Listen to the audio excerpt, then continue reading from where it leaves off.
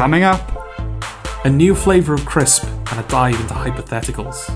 we review old. We talk about Never Mind the Buzzcocks. We talk about some Doctor Who news. We talk about the many saints of Newark. And we review Midnight Mass.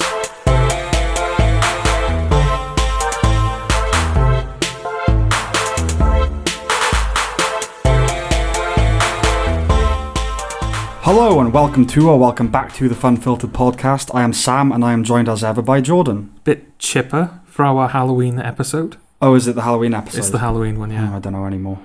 I don't know when I am. Oh yeah, we're like weeks away from Halloween, but Yeah. that's probably when this is coming out. Okay. Yeah, I don't know. You know? Okay.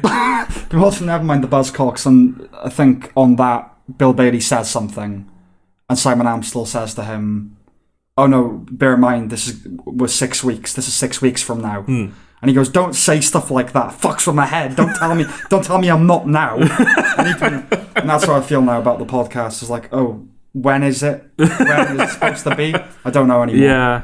It's the 18th of October is what it is. That's the date we're recording, Yes. Yeah.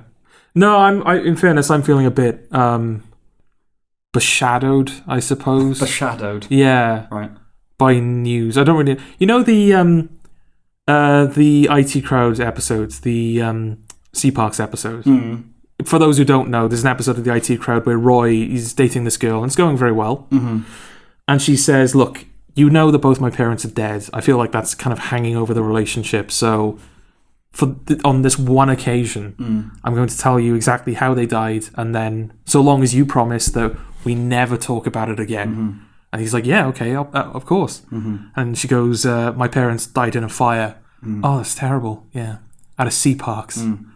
Of course, he's just, so the rest of the episode, because he can't ask her about it. Yeah, he's having a nervous breakdown. Yeah, he's building like replica models out of mashed potatoes. He's going like, "It's just water and concrete. What is there to catch fire?" Yeah. So I've kind of like I've been like that most of the day. I've been in that, however you would characterize that mood Today. Yeah. What's been ailing you? Well, I heard some news, and Right. it's put me, like I say, in much a similar mood as Roy was in that episode. That it's unfathomable to you. I just don't understand it. Go on. It's just, well, maybe you can help me understand it. Sure. Yeah. Fodder, sure. I don't know what Jordan's going to say, so this is... Yeah, well, I found out about it today, so I haven't really had the chance to complain to you about it yet. Can you explain to me the point... Probably not. ...of roast potato flavoured crisps? Of roast potato flavoured crisps? Yeah. The point of them? Yeah? To be ingested and to appeal to people who like the taste. Don't be like that. Of roast potato. Don't be a pedant. You don't like it when I just answer your questions, do That's you? not answering my question, though. Yeah, that's every crisp. I know that, like, the point of, like, a crisp is that you eat it. Well, plunge deeper then. What are you asking me, really? Why roast... Why? Why roast potato? Do you dislike roast potato? No, but do you see the problem? Do you see, like, the baffling thing about roast potato flavoured That crisps? a crisp is a potato? Yeah. Kind of. Tomorrow we'll be releasing sugar-flavoured confectionery. And then the day after that, milk-flavoured yogurt. Slightly different, though, isn't it? No, is it? I don't think it is. A bit, because yogurt is dairy. Yes. And it's milky, but it doesn't taste like milk, really. It tastes like milk enough that if they released milk-flavoured yogurt, you'd go... It'd be unusual. What? But crisps don't taste like potatoes. It tastes like the flavouring. Yeah. So it makes sense that it'd be roast potato. Well, just don't flavour your crisp. Because that's what's happening, right? A roast potato flavoured crisp is just an unflavoured crisp. It's not even... Suppose. It's not even ready salted. No, there's no salt. It's just nothing. Yeah. Well, I've never eaten that, so... I don't know. What? Roast potatoes? No, a roast potato flavoured crisp. Well, no, they're a new... Well, Walkers are releasing them. There might have been like some bespoke, like, oof, look at us, we're too cool to have flavours. One of those crisp brands. I've never consumed an uncontaminated crisp. I've always had it when it's been meddled with. One would assume there's probably a reason for that, right? There's probably a reason your crisps are flavoured. Well, yeah, for variety's sake, I suppose. Yeah, I'm not saying that, like, oh, a crisp alone is disgusting. Yes. It's offensive to the taste buds. Yeah. Just like, why? What's the point? Suppose there's an even deeper question yet again beneath this. Right. I feel most of the questions you ask me actually raise questions about the person asking it. Right, okay. And in this case, it's, what is it about food in particular that gets your hackles up? Because it's like, there's now all this orange-flavoured stuff, chocolate, and you're not happy about that. You're happy, you like the taste, yes, and you're happy it exists, but you're not happy that it exists. Well, no one seems to be acknowledging it. Okay. That's what I'm not happy about. It's like, you guys see this too, right? Right. And people are either kind of going, oh yeah, and then just leaving it, or they do what you do and just go, you're a crazy person. No, I refer you back to all the other episodes where we've talked about it. The numerous occasions. Bibliography below. Yeah. Where I've conceded that it probably is a trend. It's just not a sinister trend. Right. I don't think there's anything like going on. Okay. You know? And the just sheer amount is not cause for concern for you. Why would it be cause for concern? Because things don't happen on this scale. Things don't happen on this scale? No. What do you mean? Well, it's a lot, you know? Yes. But what do you think it means? Stop distracting me. Stop distracting. Right. Look, that's a different thing. The point is, you don't like invention in food, and now you don't like it being stripped back either. No, I didn't say I didn't like invention. Right. My problem was that everyone is inventing the same thing at an alarming rate. Right. Alarming rate? Well, yes. Okay. What's worrying you? No, we're not doing the chocolate orange thing. This is about roast potato flavoured crisps. Okay, what's worrying you about roast potato crisps? It's just so, it's lazy, right? It's not like, it just so happens that a roast potato flavoured crisp would taste like a crisp that we haven't done anything to. I mean, I'm sure there is some difference between roast potatoes and an unmodified crisp. The way they're cooked, the way that they exist, means that they're going to taste different. Well, a crisp is it a fried potato? That's just... I don't know. Sliced up very thinly. Maybe. Because there's obviously something else they do for it to be so brittle and crisp. rigid. Yeah. And crisp, yes. I suppose that would probably be the best descriptor.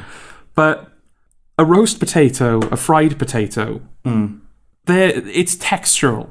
And a crisp as well. We'll throw a crisp in there. Why not? That's a textural difference. Not only a textural difference. Well, the difference in taste comes from the stuff you add to it, right? Like a roast potato, you add herbs, and you typically consume with meat and gravy. That's kind of the form of a roast potato. Right. Whereas a fried potato, fries or wedges, they tend to have salt and vinegar and condiments. But that's the thing. Removing all that. We don't call a salt and vinegar flavoured crisp a fries flavoured crisp. Right. Or a chip shop chips flavoured crisp. We call it salt and vinegar. Yeah. Because we're naming it after the thing that it... The flavouring. Yeah. Yeah. So if the idea is like, it tastes like a roast potato because it tastes like the herbs you typically put with a roast potato. I don't think it does, though. Well, then it's going to be like a rosemary and a pachinko, whatever they put with a roast potato. Is that what it is? Is it like... I don't know. Is it what you might usually find added to a roast potato kind of crisp? So it's essentially a roast potato crisp? Or is it purely a roast potato crisp? I don't know. That's the thing. If it's like they're just evoking what people might usually have with a roast potato, it's all those flavours, and we're just going to condense that to it's roast potato. Like the Jaffa Cake shot. Like it's all the stuff that's in a Jaffa Cake or whatever. Yeah. It just ends up tasting like a Jaffa Cake. But it's not actually a Jaffa Cake shot. It just tastes like one. Yeah. So either it's that, where it's kind of these constituent elements of the roast potato, or they've basically done nothing to it. Yeah. I guess I'm leaning more towards the former. That it's like stuff that you might get with a roast potato. Right. But even then, if you don't add ketchup or salt and vinegar, chips taste different to mashed potato, to roast potato. They all taste different to each other. But that's partly because of the texture. Yeah. Just because mashed potato has a different consistency to roast potatoes, has a different consistency to fries. And how they're cooked. But it's mainly that and the stuff that you put with them. Because again, you don't put salt and vinegar on mashed potato. No. You put milk and butter with it, which is predominantly what's going to change the flavour of it. Yes. And at the end of the day, a potato just tastes like a potato. It does. But yeah, so what you just don't like the idea that it's an unpolluted crisp, that it's just a potato cooked in a slightly different way. Yeah, it's just It's laziness being marketed as innovation. Well, why isn't that a good thing, though? Because can you make... being lazy? No. Can you make a crisp that tastes like a roast potato? Well, if I could make a crisp, then yes. But you can't make a crisp. I would make... No, but this is the point. If I want potato in the form of a crisp? That could be done. It might not be done to the quality. Yeah. You wouldn't be able to match, like, a Walker's crisp. No. Like how that snaps I'm sure and tastes and everything. most things people could make. Yeah. But they just buy the people the people that are making it for them. Yeah. So what if I just want a crisp that tastes like a potato? I want a potato, but in the form of a crisp. But this is the thing. Like, you've got you like a flavored crisp, right? Like a prawn cocktail flavored crisp. If you don't have access to the machinery that makes the crisp, and you don't have access to the flavorings that make the crisp, you've got to do it all from scratch. Yes. Right? So not only have you got to make the crisp, but you've got to make the flavoring that tastes like prawn cocktail. But if you make the crisp, you've made a roast potato crisp. Yes. You're doing like that's it, you're done. It's less work. Yeah. But it's more work than most people would be willing to do to make a crisp. Are you defending them, Sam? Kind of. Why are you defending I just don't know what the problem laziness? is. I don't know what the issue is. I don't really need my crisp manufacturers to be innovative. Oh, well, this is coming from the person, though, who eats chicken sub dried. Yeah, I'm not going to toasted, lie. no cheese. I have cheese. Do you have cheese? And I have it toasted. That's news to me. I said toasted. Okay. The cheese is new to me. Cheese and toasted, yeah. Okay. I have that now. Right. I have cheese now with things. Okay. Oh, you're spicing it up. It's been a while since I've been having cheese with things. Okay. But yeah, shows how much you pay attention. It shows how long it's been since we've had a Subway. Yeah. No, I have cheese with like other things as well now. I have cheese with spaghetti bolognese. I have cheese in burgers sometimes. Okay. Yeah, I have cheese. Who put you onto that then? I think it just happened one day. I can't remember what. I think I had like a McDonald's burger with cheese, maybe on accident, and it was all right. And I'd already like pizza, but I was like, it must just be like that. Yeah, but that's the thing. That's like that shows how bland your food taste is. That you discovered cheese on accident. Yeah. No, I'm very bland. Yeah. My taste is slightly bit more broad than it has been, but generally speaking, yeah. I'm not going to lie that I have a vanilla taste. It's like Einstein's... Is it? It's like Einstein's... Whatever you're about to say. No. Is it, though? His option paralysis. Right. That thing of like... That's how I view it. It's like I can't add interesting diet to my life as well. I've got too much to think about. I'm not saying I'm an incredibly busy person, but I'm juggling a lot of things mentally. Okay. I need to like do all this stuff. I can't also think about food. Right. When my mother cooks me dinner sometimes, she'll go, "What do you fancy for dinner?" I'm like, why are you making me think about food? I don't want to think about... I hate thinking about food. Right. I hate thinking about food. I hate thinking about exercise. When people... and I hate thinking about other people's jobs. Yeah. When people start talking about those things, I check out of the conversation. Yeah, I'm on this particular diet. Oh, I do not care. It's the stuff that you have to do to live. Let's just start talking about breathing, shall we? Right. It's the most boring thing in the world to me. So I will concede that. But I don't see what the issue is. The market, obviously, there's apparently a place for a roast potato flavoured crisp. Is there? Then you're going to buy it. No, I'm not. Yeah, you are. No, I'm not. Yes, you are, because you're going to have to see what it's like. No, don't call me out like that. I'm not going to buy it. Have you already bought it? No, I haven't. Because what I already know. What it's going to taste like? Yeah. It's just not going to taste like it's going to taste like a unflavoured crisp. It's going to taste like... Have you ever tasted an unflavoured crisp, I was about to bring these up. Remember the not shaken vac, whatever they were called. The Walkers do like the crisps where they give you like a bag of salt and you put the salt on the crisps and you got to shake it. Yes. Yeah, like those. Making you do the work. Yeah. But they're not even like giving you the option anymore. It's just like, no, you will eat it unflavoured and you will enjoy it. If you want it. It's not like they're replacing... Again, this was my thing with the orange. It's not moving other things off the marketplace, is it? It's not like room has to be made for it. But it's the same with these crisps. All the crisps you love are still there. See, I know whenever people bring up this argument, like in whatever forum it exists, right? This whole like, oh, well, yeah, it's optional. You don't have to engage with it. Well, of course it is. Yeah, but it's still there. Yeah. Is the problem, right? I understand that, like, yes, I don't have to be burdened by it because I can just not buy the crisps. Yeah, or think about it, or let it take over my life in such a fashion, yeah. But it's still there. Yes. But its existence is a thing that I have a problem with. Ignoring it doesn't solve the problem of it existing. I'm sympathetic to your neurosis because I have those feelings too. But this harkens back to my earlier question: is why food? Because I have those things, but about bigger thing. Like right. I don't like that, but and okay, I don't have to engage with it, but it's still there. It's still in the world, and I can still have an opinion on it. Rarely with food, though. No. You know what I mean? Yeah. Like mayonnaise, which I loathe. I don't really think about it. Okay. I don't have to think about it. It's there if you want it, And it's food. Who cares? Yeah. So why do you care? I don't know why you do this. Do what? I don't know why you're like, I bring something up, and then you're like, oh, why do you care? Well, it's an important question, I think. I don't know. No. Why do you care? Why can't you just accept my misery? I'm accepting. I'm not your girlfriend, George. No. But I'm your wife. It's different. Yeah, but you can still accept my misery, right?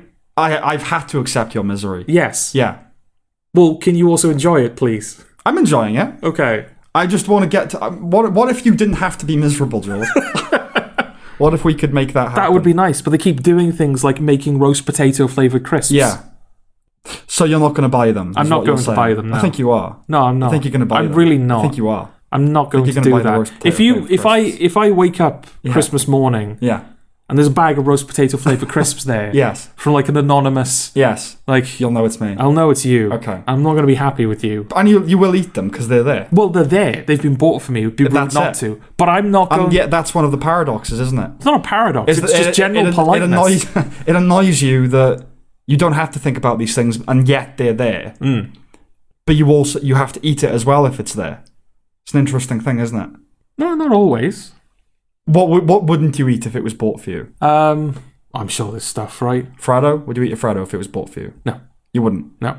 What if someone gave it to you who was dying and was like, my last wish is for you to eat a Freddo? So, okay, I'll eat it later. Well, I'm dying now, like in this moment. I have 10 seconds left. What would you do? If that happened, if that somehow for whatever reason happened, what would you do? I don't know, just like, would you have probably the balls to play chicken? It's probably going to take me more than 10 seconds to open it, so... Is it? Are you arthritic? No, I'm just being honest with the person. Like, to open a Freddo? Yeah. It's going to take you more than 10 seconds. You're not going to see me finish eating it, so why would I... It's a Freddo. Why would I taunt you? I just want to see... With he's taking a bite, but I won't get to see... I just want to know that you've eaten some of it. Okay. That's all I want to know. Now I want to know why. Why some of it? Why? What is... Why? I just have to know. Well, don't question a dying man.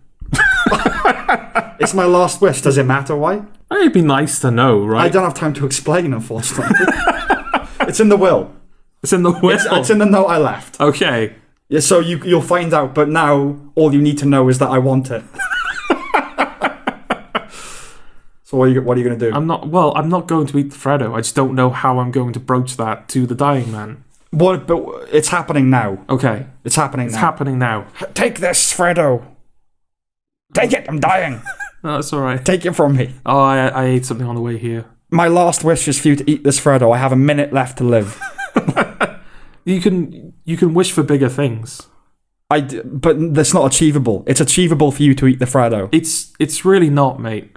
It's not achievable. No. You're going to deny me my last wish. I'm going to deny eating the Freddo. That is my last wish. It doesn't have to be your last wish. But it is my last wish. You can have another last wish. I don't want another last wish. It's possible for you to have another last wish. I'm not going to eat that. Are you just going to try and talk me out of my last wish when I have less than a minute to live? No, I'm not trying to talk you out of your last... I'm not depriving you of a last wish. You can have any other last wish. No, you're trying to talk me out of my actual last wish. No, I'm trying to talk you out of this last wish. Yeah, you can have other last wishes. But this is my last wish. No, but why should it be?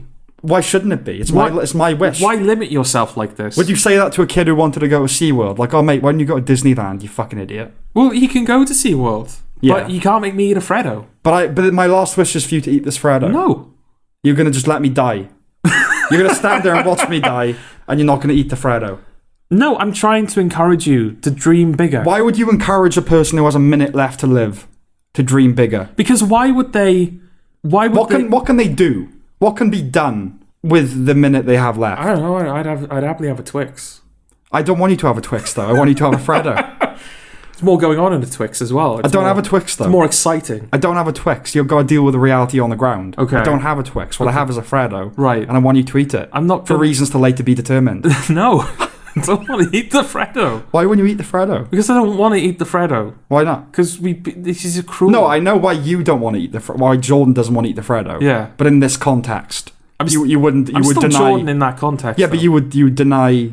What I'm trying to get at is, are there pressures that would make you break your insanity? And, like, actually just do the thing because a dying person... So, Ramesh Ranganathan, there's that story on What I Lied to You where... He's a vegan, isn't he? And he went to a restaurant and they gave him, because they liked his comedy, they gave him like a big cake or something that was the most dairy thing he'd ever seen. Right. And he ate it just out of politeness. Yeah. Even though it went against his values. So I'm asking, if he did that out of politeness to people that weren't going to die in a minute, why can't you eat your Freddo for that who will? Yeah, but that just went against his values. I think eating a Freddo is cruel.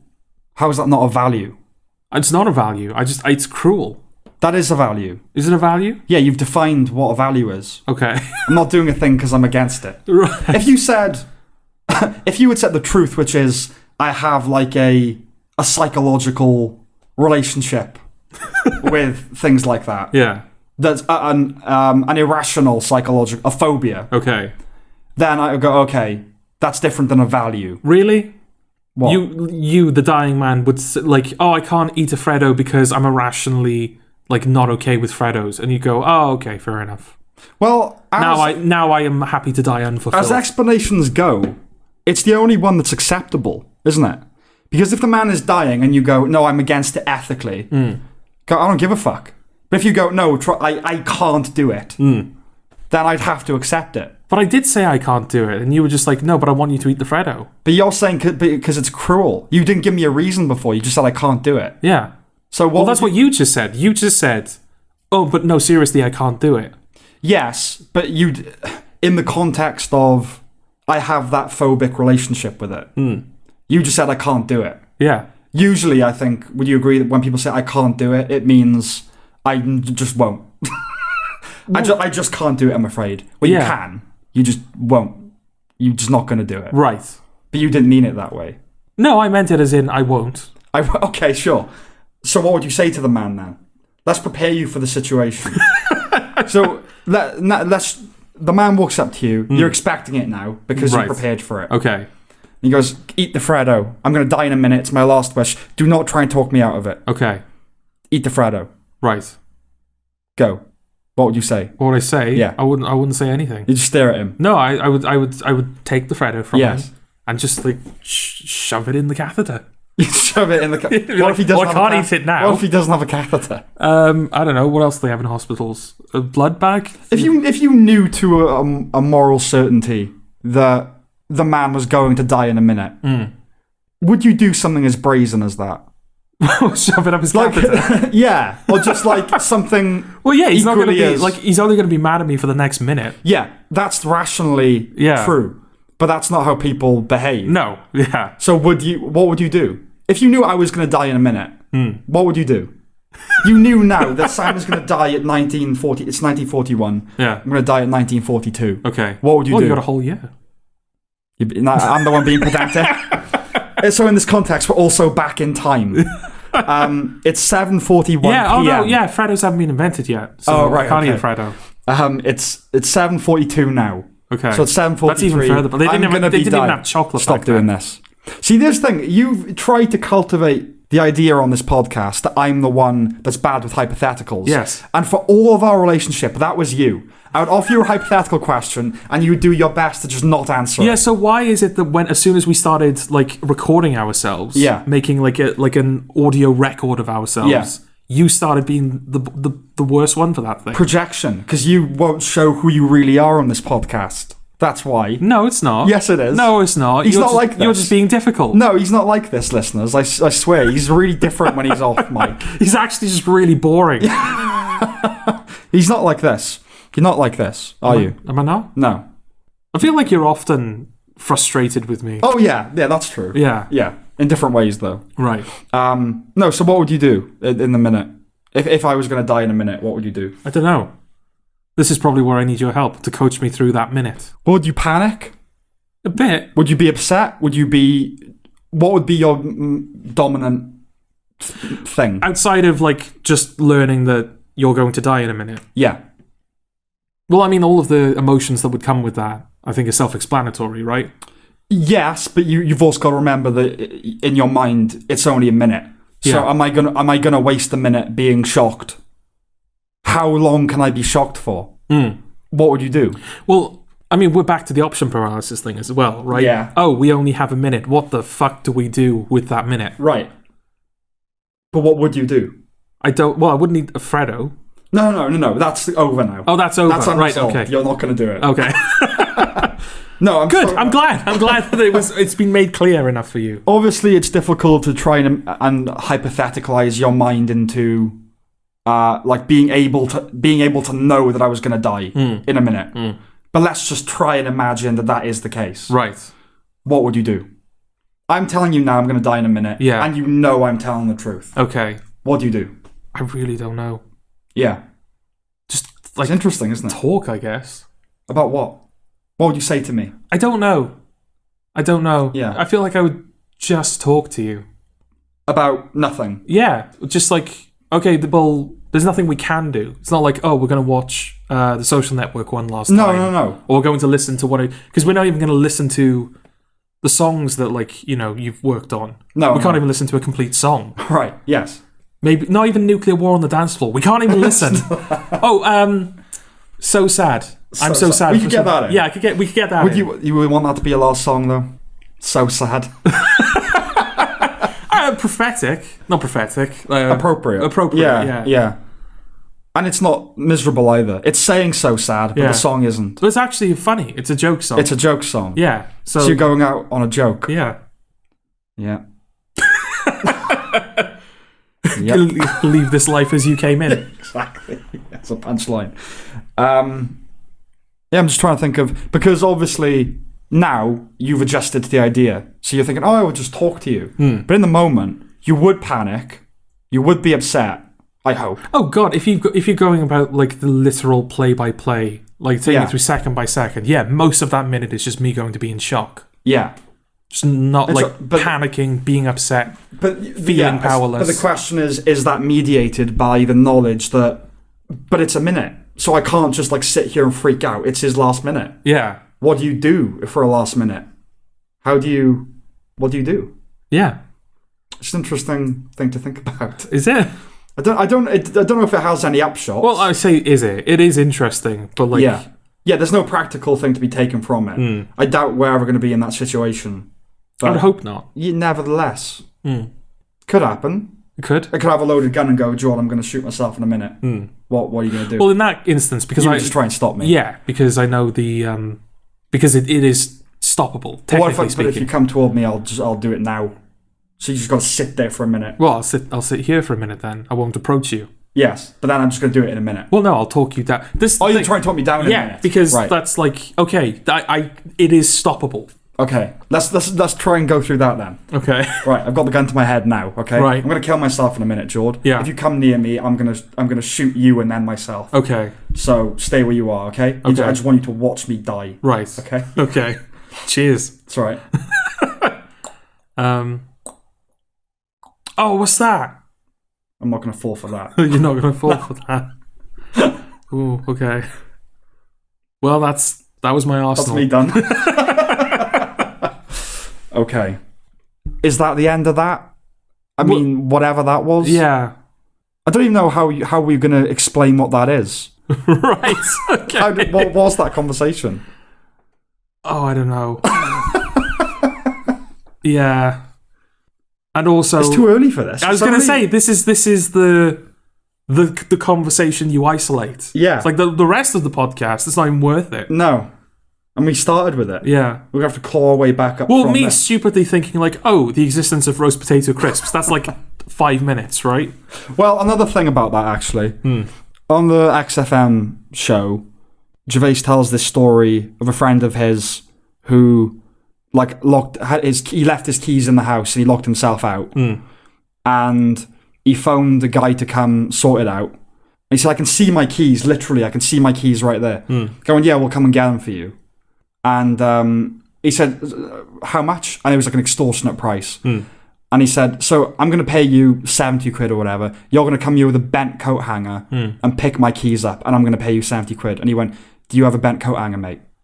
Right? Like, that's the market. Right. And I'm thinking, you're saying it's lazy to make roast potato crisps. Yeah. And I'm saying, are you making roast potato crisps, mate? No.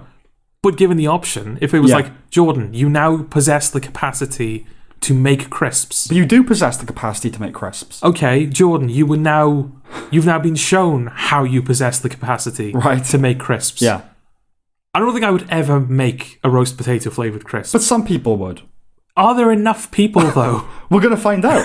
There's a market for that. We're going to find out, aren't we? I mean, they obviously think so. Or they just thought, fuck it. What can we say? Like, what's the laziest thing we can do? It's toasted. Yeah. Yeah. Yeah. Right. That'll be the next one. Toast flavoured crisps. Toast flavoured bread. And just burn them. Yeah. Burn the crisps. Yeah. Unless, of course, that it is like what people typically season a roast potato with, in which case all of this was moot. In which case, it's herb flavoured. Yes. Yes, it's not roast potato flavoured. Again, it's roast you potato don't call themed. You don't call a salt and vinegar flavoured crisp a chip shop chips flavoured crisp. Well, that's just silly, isn't it? No, but it's the same. You can get away with roast potato flavour, can't you? Well, you really can't. Well, you can. This conversation exists purely because they didn't get away with it with me. It hasn't ducked below your radar. No. But you're like, you keep your eye on stuff like that. The rest of us don't. Right. I probably wouldn't even bat an eyelid. If I saw a roast potato flavoured crisp, I would just go, oh, right. Yeah. I assume that's something. Yeah, you'd see that and you'd go, oh, all right. But would you not then go, hang on, and I think I would just assume that it was something extra. That it wasn't just an unflavoured crisp. Right. Because what? Yeah. Why would you do that? Yeah. It's probably the stuff that goes with a roast potato, isn't it? Right? It's got to be oil and I don't know, whatever. Like you said, herbs and whatever you put on a roast potato. We typically don't. You can know what the answer is. What is the answer? What is the roast potato? I'm not going to buy them. No, but you can Google it and find out what is it. Well, it's roast potato flavoured. But is it roast potato flavoured because it has the seasening of roast potato, or is it purely an fine? Let's fucking find out. Let's do it right now in real time. Okay. And if it has the stuff that goes with a roast potato, I'm going to slap you because all of this will have been for nothing. You just don't like the fact that they're evoking the flavour of a roast potato when it's actually flavoured. The flavour itself are different things. And I'm the pedantic one. New limited edition multi-pack of Walker's roast potato flavoured crisps. Right. Walkers are capturing the flavour of Christmas and turning it into deliciously festive snacks like these roast potato flavoured crisps. Okay. That's it. I need more. What's in them? It's a roast potato. Is it just that, though? That it tastes like a roast potato at Christmas? Oh, let's not even get into like what's the difference between a roast potato at Christmas and the rest of the year. Yeah.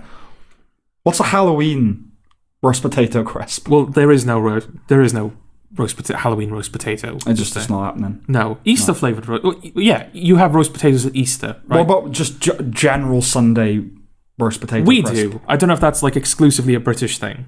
I think so. Yeah, but the same crisps, really. Like Walkers, anyway. Yeah, but like in other countries, well, in America, they would have Thanksgiving roast potatoes as well, wouldn't they? Sure. Yeah. Yes. I can't. Do we have Lent? We have Lent roast potato crisps, and there's just nothing in the packet. I can't just Google what the roast potato flavoured crisps taste like, can I? Of course you can. You couldn't ask somebody that, but you can Google it. That's the beauty of Google. Okay. Nope, that's just the oven-baked crisps. I bet you, right, that you would eat one of those crisps, and you'd go, yeah, no, it does weirdly taste like a roast potato. It's not just a crisp that hasn't been fucked with. It has its own thing. No. I bet you would. No. Because they're adding something to it, I guarantee. I don't think they are. They're adding something to it to make it taste more like a roast potato. No, I think they're relying purely on the power of suggestion. I don't think so. Because they're also doing pigs in blanket flavoured crisps, right? But it's just going to be smoky bacon. Well, you will go, oh, that's what pig in blanket tastes like, but it's just going to be the smoky bacon flavour again. They can't do that, though, because they've already got smoky bacon. Yeah, but they're just going to do that. Or maybe they'll add in they'll make it a bit beefier. Well, like a bit... sausagier. Yeah, well, sausage is pork, right? Yeah. So, yeah, it would just be more porky? Yeah, more porky. Yeah. Yeah, piggier. Hammier. No, because bacon is... porkier. Yeah. Pigger. It'd be pigger. It would be a pigger. Yeah, a pigger crisp. Fucking pigger. What? Do you ever see piggins, like the ornament things? What? Piggins? Piggin? So it'd be like, I don't know, one would be like a miner. A pig as a miner. They're like these little ornaments. They were called piggins. Right. Do you ever see them? No. I don't know what you're on about. Goofy. Like, you go to like a jewellery shop, they'd have these things called piggins, which were pigs in various poses. Like cartoon pigs. Little things that you bought. Yeah. And there's like, pig in tea break and stuff. And they'd be on mugs and... Oh, no, actually, that does sound familiar. Yeah. Yeah. They're like it's a whole brand of pigs. Right. Just like being kooky. Kooky pigs. Kooky pigs. Yeah. Yeah, and suspiciously, no one seems willing to ask the question. To answer the question. Are people asking it, at least? No. Okay. So maybe there's nothing to really... What the fuck is going on with crisps? Okay. Oh, that's 4 years ago. I think it's too new to have any attention, really. Possibly. That's annoying, though, because this episode isn't going to be out immediately. No. So here we are, struggling to find... Well, maybe it'll be a time capsule. Honestly, struggling to find any trace of this on the internet.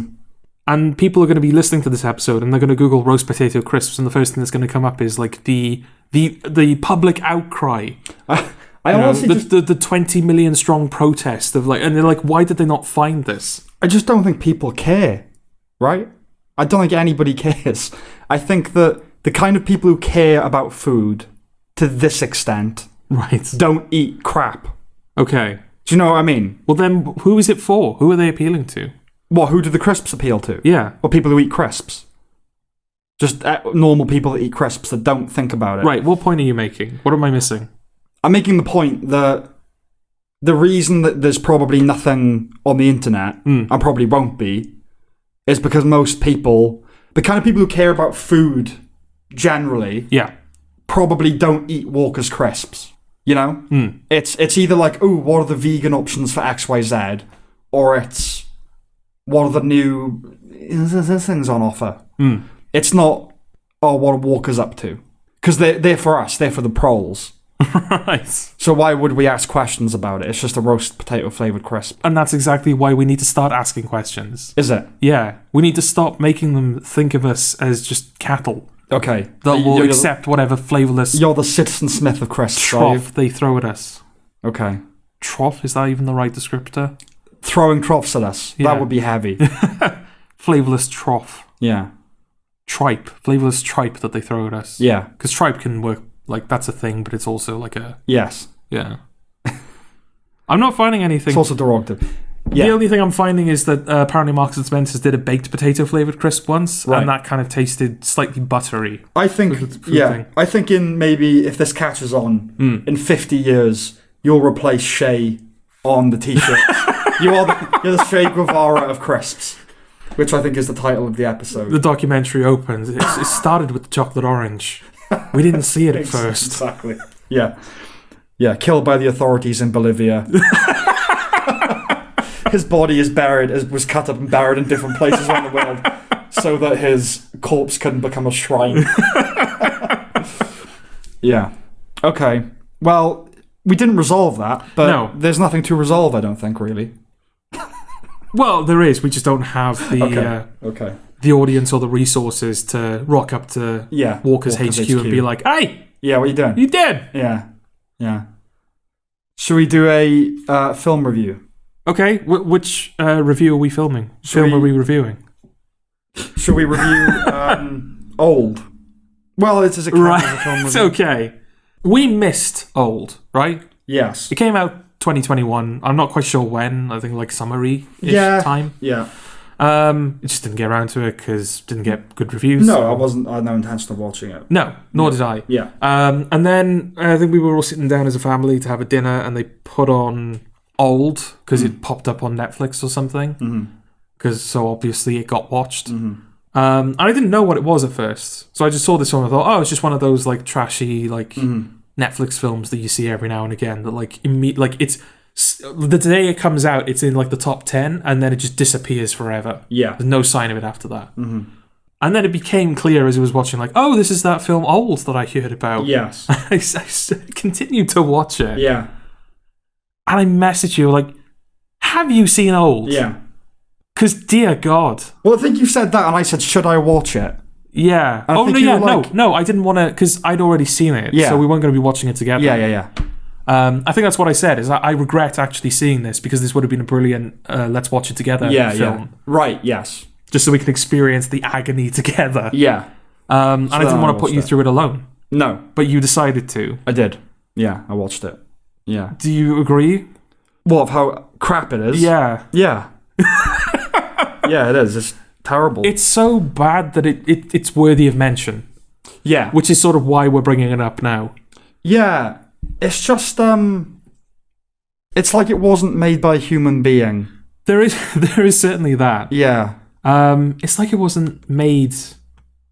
I don't know. Like, just listening to the dialogue, because M. Night Shyamalan is an English-speaking man. Yeah, the American. He's American and all that. But it's as if it was a foreign language script. Yeah, that was badly translated. Yeah. Because the dialogue just doesn't...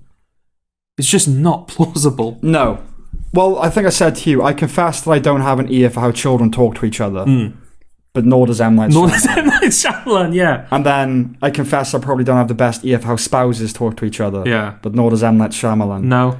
I probably have some idea of how people talk to each other. Yeah. He doesn't. He doesn't know. He doesn't. Yeah. In a way, it's sort of like... It was kind of nice, in a way, to be reminded that filmmaking is hard. Well, yes. You can do it badly. Most people do it badly. Yeah. Yeah. And that was, I suppose, if there's any purpose to Old, right, it's that. It's to show that, like, you can be funded and have a history, and you can still be bad at it. Yeah, like most. I guess we don't watch many bad films. No, it's rare that we watch films. You in particular. Like, do you still have the 80% rule?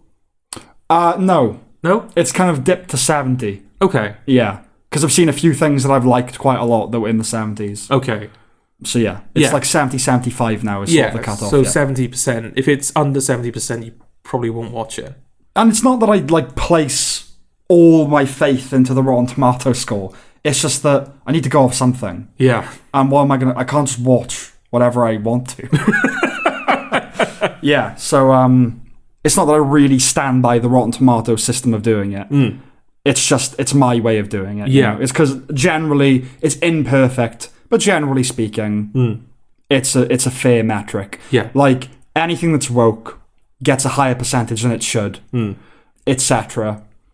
But other than that, it's fairly accurate. Yeah. I would say. Yeah, and I watch far less films than you. Yeah. How many films from this year have you watched so far, Sam? 210 as of today. I've watched 20. Okay. This being like the 15th or 16th or something like that. Yeah, so I think by virtue of that, I end up just kind of watching what you consider to be the better ones. Yeah. And like some mainstream ones that like, I was keeping an eye on that anyway. Yeah, so we watch, if not always good films, always competent films. Yes. Very well made, or at least very competently made films. Even Candyman. Yeah. We said it was a competently made film. Yeah, like even though I didn't love I didn't think anything of its style. No.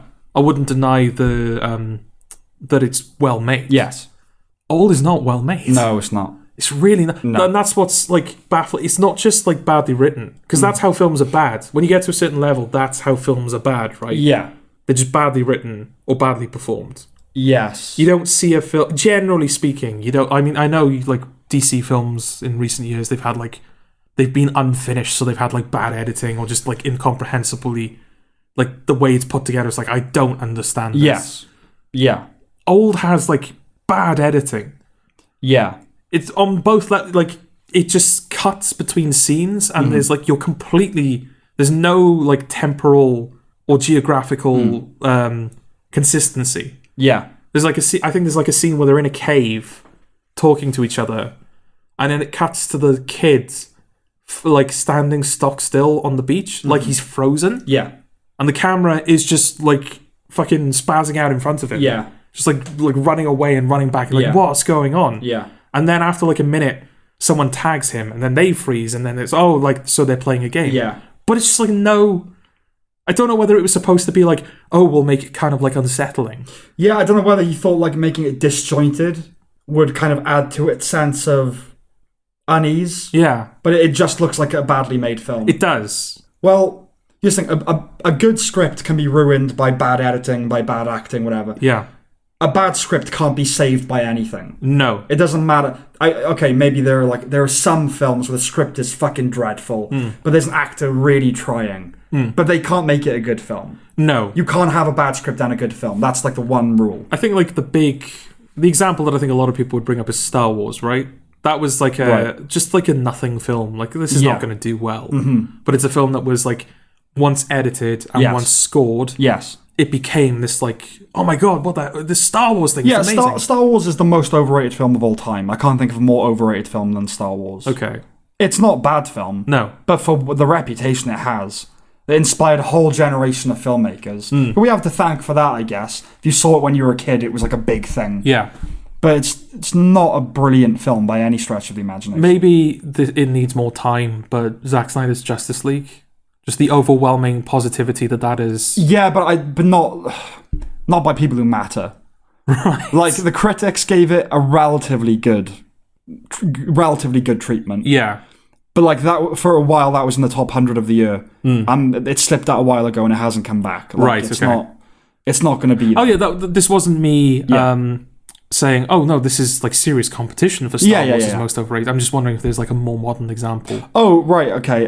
Yeah, I suppose in terms of... Even though it's not overrated to the point where it's going to be up for like Oscars and it's 99% on Rotten Tomatoes, it's still the biggest gulf, I would say. Yeah. Because anything above a 10% for that film is stretching it. Yes. And it's still... It's got to be like in the 60s or 70s or something. Oh, yeah. So, yeah, maybe that's the biggest gulf. One of the biggest gulfs, anyway, of recent years. Yeah, Star Wars is overrated. Well, I don't know what happened to Shyamalan, because he started with The Sixth Sense, which is his best film, then Unbreakable, which is his second best film, and then everything else has kind of been rubbish. This is the annoying thing, though, isn't it? Because I think people say Signs is okay, or there's bits of Signs that are okay. Yeah. But after that, there really is nothing worth seeing. Yeah. And that was the case until Split. Okay. Now, I know you're not the biggest fan of Split. Yeah. But you've got to admit that it is... Oh, it's a step up. Yeah. Yeah. It's a spike in, like, ooh, hello. Right. Yeah. Because of the performance, though, that's the thing. Yeah, no, I like the cinematography as well. Yeah. Because that feels... That's another thing as well, is that I think after Split, so basically just Glass and this, and there was another one, wasn't there? Like old people living in a house? Yeah, like kids going to their grandparents, and it was like a horror movie. I don't know if that was before Split. The Visitors? Something like that. Yeah, The Visit, but I don't know if it was like 2015 or something. Yeah. But yeah, it's like Shyamalan has like run out of resources almost. I kind of felt this during Glass. I really felt it during Old, where it feels like he doesn't have... He's just not able to pull things off anymore. Was Old a COVID film? I think it was. So that might account for some of that. Yeah. But like I said, this is something I kind of felt with Glass. I mean, with Glass, you can write it off as, right, well, they had to pay for Sam Jackson. Yeah. And they had to pay for Bruce Willis. Yeah. And you're already in like doubles of millions of figures. Yeah. Whereas with this, there are like known people in it. But no one... I don't think most people would know any of the people in it, actually. No. I mean, like Alex Wolff and... Kind of. What's her face? Who's in Last Night in Soho? Thomasin McKenzie. And like a couple of others as well. Like, well, they're kind of at the start of their careers, so they might become more known as time goes on. Yeah, like, I know, though I've forgotten his name, obviously. The guy that's in The Father, you know, the British guy. Oh, yeah. I knew about him. What is his name? I have no idea. Rupert something? I don't know. And then I knew all the people in it. Yeah. Other than one of the wives, I think. Like Ken Leung from Lost and Vicky Krieps from Phantom Thread, and Gael Garcia Bernal's been in a bunch of things. Yeah. But yeah, there are no A-listers in the film. So yeah, the budget for that probably went down a little bit. But there's multiple cases where you can tell that he's like filming around it. Yeah. And again, that's something that I'm not like. This is not a big blockbuster film. This is an indie film. Well, it could be, is the thing. It straddles between the two. It's like a high concept film, but a small one. Yeah. But it could be. It wants to be a blockbuster film, doesn't it? It wants to be a big, popular thriller. Yeah, like his filmography is just bizarre. Like, what is he? He does twists. We all know he does twists. Yes. But other than that, what is he? He's just kind of The Last Airbender and The Happening. And, I'll give him credit in that he writes his own stuff. Yeah. Even Old is based on a novel, I think. Yeah, and Airbender's obviously. Yeah, Airbender's an adaptation. Yeah. And this is a graphic novel, I think. It's a graphic novel, is it? Yeah. Right, okay. Yeah, for anybody who doesn't know, Old is... Because that's another annoying thing as well. Like, yeah, he's done Split. So it's like, right, well, I can't completely write you off anymore because there might be something good in what you do now. Yeah. So I have to pay attention to you again, you bastard. I think he's probably vain. I get the sense that he's a vain man. I don't know why I think that. Okay. Well, he's in, is it Lady in the Water, where he casts himself as like a filmmaker who isn't understood. Yeah, maybe. By critics. Yeah, and that. The Happening is a very sanctimonious, preachy film. And he pops up in Old as well. Yeah, behind a camera. Behind a camera, so like we can all go, ooh, clever. I get the sense he's a bit of a vain man. I wouldn't dispute that. Yeah. Should we explain the premise? That's what I was leading up to, yeah. So yeah, like for one thing is like, right, okay, Shyamalan like might be worth paying attention to again. Yeah. But also the premise, it's an interesting premise because it's one of those like high concept, yeah. Like parable-y premises. Sort of. Yeah. This group of people go on holiday to the same resort and they are all invited to go to a beach. This secluded beach. You'll have your own private beach for the day. It'll be grand. You'll love it. And they go to that beach and they find out that not only can they not leave the beach, but they age rapidly while on the beach. I think in the film they say it works out as like every hour is like 11 years. Right, okay. Or something like that. I can't quite remember the exact translation. Yeah. Yeah, so obviously the kids grow up immensely quickly. Much faster than the adults because it takes them time to figure out that, everyone's affected by this. Initially, they think it's just the kids. Yeah. The first person to die is just an old woman. Yeah. So like, an old woman died. That's tragic. Right. And then, oh my God, the kids, something's wrong with the kids. Oh, we're all aging. Yeah. Yeah, so that's like a cool premise because like, it's not immediately clear what's going to happen. I was intrigued by the premise. Yeah, but it's when like, I only knew the premise. Yeah. I kind of, a film called Old. Short titles instill confidence, don't they? Yeah. So it knows what it's doing. Yeah. And the poster as well. It's like it's a very clever little poster. It's a good poster. I'm thinking, like maybe this will be one of those like if you take all his money away from him and force him to make a smaller film. Yeah. Maybe it'll be a good script. Yeah. So all right, I'm too poor to do anything anymore. Right. I'm going to wow you on concept. You got to be creative. And, on creative power alone. No. Yeah. Well, you can't do it. Yeah, so it's all these families interacting with each other, trying to figure out what's going on, trying to like what are the parameters, what are the rules? Like, maybe this if we go through this cliff, it'll be whatever. I've written just to get a sense of how stilted some of the writing is. Okay, all right. The moment where I thought, right, you can't write spouses was the central couple are arguing, and she says to him, "You're always thinking about the future. You make me feel not seen." And it's like the whole thing of their marriage. All right, he's obsessed with the future. Yeah. She's obsessed with the past. But their arguments are written as like almost prototypes of that. Yeah. Like he's just that, she's just that. It's like a 12-year-old writing. Well, like if you were in a writing class, they would go, well, you see, what a clever thing to do would be to have the characters embody different... Yes. What's the conflict? Different approaches to the theme. So if you're playing with the idea of time and aging, and like you have one character that's obsessed with the future, one who's obsessed with the past, and they conflict. That's where the conflict comes from. And that's fine. But you have to like do other stuff as well. But you have to make those themes subtle. Yeah. And not have the characters say to each other, "You're obsessed with the future. I'm obsessed with the past. Never the twain shall meet." Yeah. No. And the names of the characters, so the central family, Guy Kappa, Priska Kappa, Trent Kappa, and Maddox Kappa. They're movie names. Yeah. They're not, there's nothing relatable about Guy Kappa. Oh God, what's the rapper called? Rapper Kappa? No, he's not Rapper Kappa.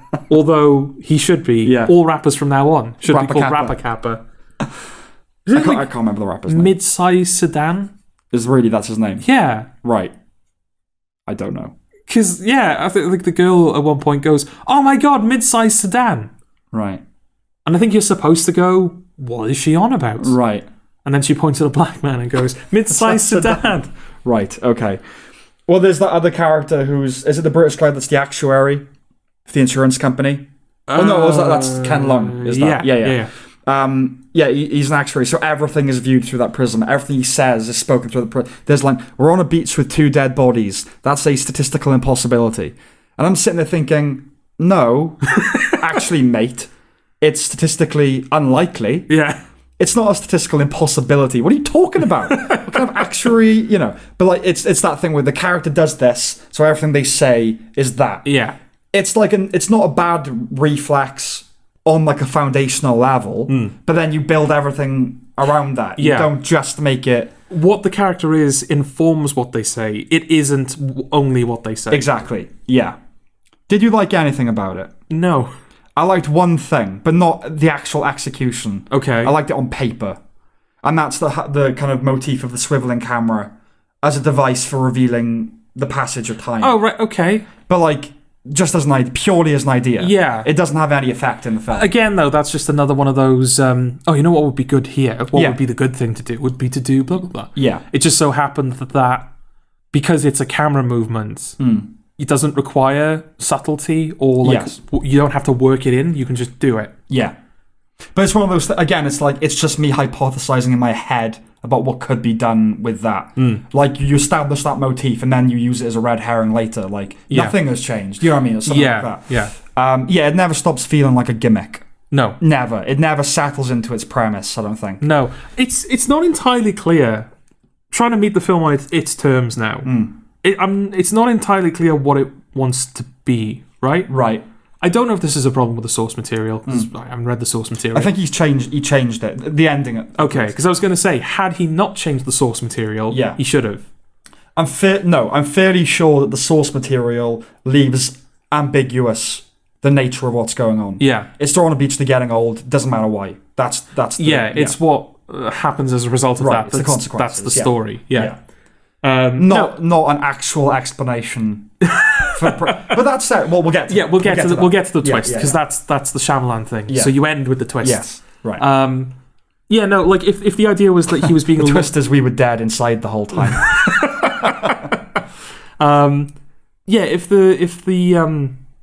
If the source material was like that, and the idea is that this film is just loyal to the source material, then it maybe should have considered not being loyal to the source material. But if this is invention, I feel bad for the source material. Yeah, exactly. Yeah. The source material is almost certainly better. However bad it is, it's almost certainly better. Almost certainly, yeah. But yeah, the what does the film want to be, right? I think I saw an interview with Shyamalan saying that he wants this to be like a parable, like one of those. Yeah, he wants it to be an intelligent, like feature-length version of a Twilight Zone episode, where it's like a high concept that has a message about something very human. All good sci-fi is about everyday ideas, isn't it? About aging, about death, whatever. Yeah, exactly. That's what he wants to be. He wants to be a really clever, high-concept horror thriller thing. Yeah, definitely. But I don't know if, watching the film, I don't know whether it wants to be just internally consistent, or whether it wants to be just this vehicle for time-bending set pieces. Right. Because there seems to be a lot of time dedicated to the characters figuring out the rules. Yeah. So in that instance, I don't know whether it was supposed to be like Primer, for example, right? Like the whole point of Primer is we're going to create a time travel film that makes as much sense as it is possible to make. Yeah. That is the film. We're going to figure out time travel, like actually. Yeah. So there's like multiple sequences where I think there's like the children have grown up, but their hair hasn't changed, and obviously their fingernails aren't changing. So they're like, why is that the case? It's like, oh, it probably doesn't affect dead cells. Yes. Only living matter is affected by the aging process. But there's instances where that doesn't hold up to scrutiny, because there's a corpse on the beach. Yeah. That decays. Yes. It like decomposes in like a couple of hours. Obviously, because it's been like years for this body, so it's just completely decomposed. Yeah. They weren't living cells. No. Yeah, I know what you're saying. Yeah. Nothing else should really be affected. Yeah. And then there are other instances where, if there's a couple of sequences where it's just playing with the idea of time. There's a sequence where one of the characters has a tumor. Yeah. And they have to cut the tumor out the body because it's growing at this exponential rate. Yeah. But because time is moving really quickly, whenever they make an incision, it just heals up instantly. Right. So the characters have to, like, hold her stomach open so the incision doesn't close, so they can take the tumor out. Yes. But then later on in the film, one of the characters stabs another character and he dies. Yes. That wound doesn't heal. Yeah. But then later on, he starts, like, slashing at other characters. Yeah. And their wounds are healing instantly. Right. So what? What does he want? What does this film want? I don't think it can make sense, is the thing. Okay. Like, it could have, maybe, but when you start saying that, like, you were just traveling really quickly through time, but you're still talking at a normal speed, you're thinking at a normal speed. Do you know what I mean? It's a very hard thing to understand. It's entropy, right? It's not time is not moving any quicker. No, it's that they are decaying quicker. Yeah. But the fact that they're healing quicker as well, you know what I mean? It doesn't quite. Yeah. So if they're healing quicker, does that mean that they wouldn't die naturally? Because whatever's wrong with them, it implies that there's already a future that they are going to get to. Yes. In order, so you know what I mean? Because they have to get to a point where they are healed. Yeah. So it doesn't. It makes no sense. But then there's one instance where a character is stabbed with a rusty knife. Yeah. And the infection that comes about from a rusty knife happens almost instantly. So you can see it, like, growing over his body and, like, infecting him. Yeah. I know the infection itself is living. Yes. But the cells that would combat that have also escalated. Yeah. So does that... No, it doesn't make any sense. No. I don't think. I think he wanted it to. That's my question. Yeah. Because if it doesn't make sense and that was not his intention... Yeah. Okay, it'd be nice if it made sense. Yeah.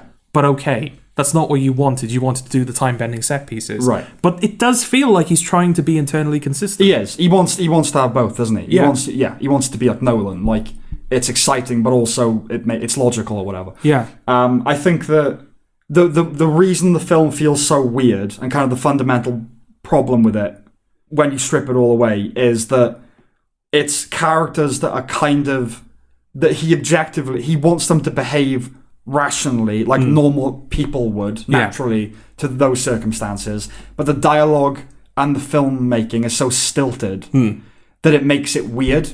It adds an absurdity to everything that's going on. Yes. And so you can't have naturalistic human response in this absurd frame.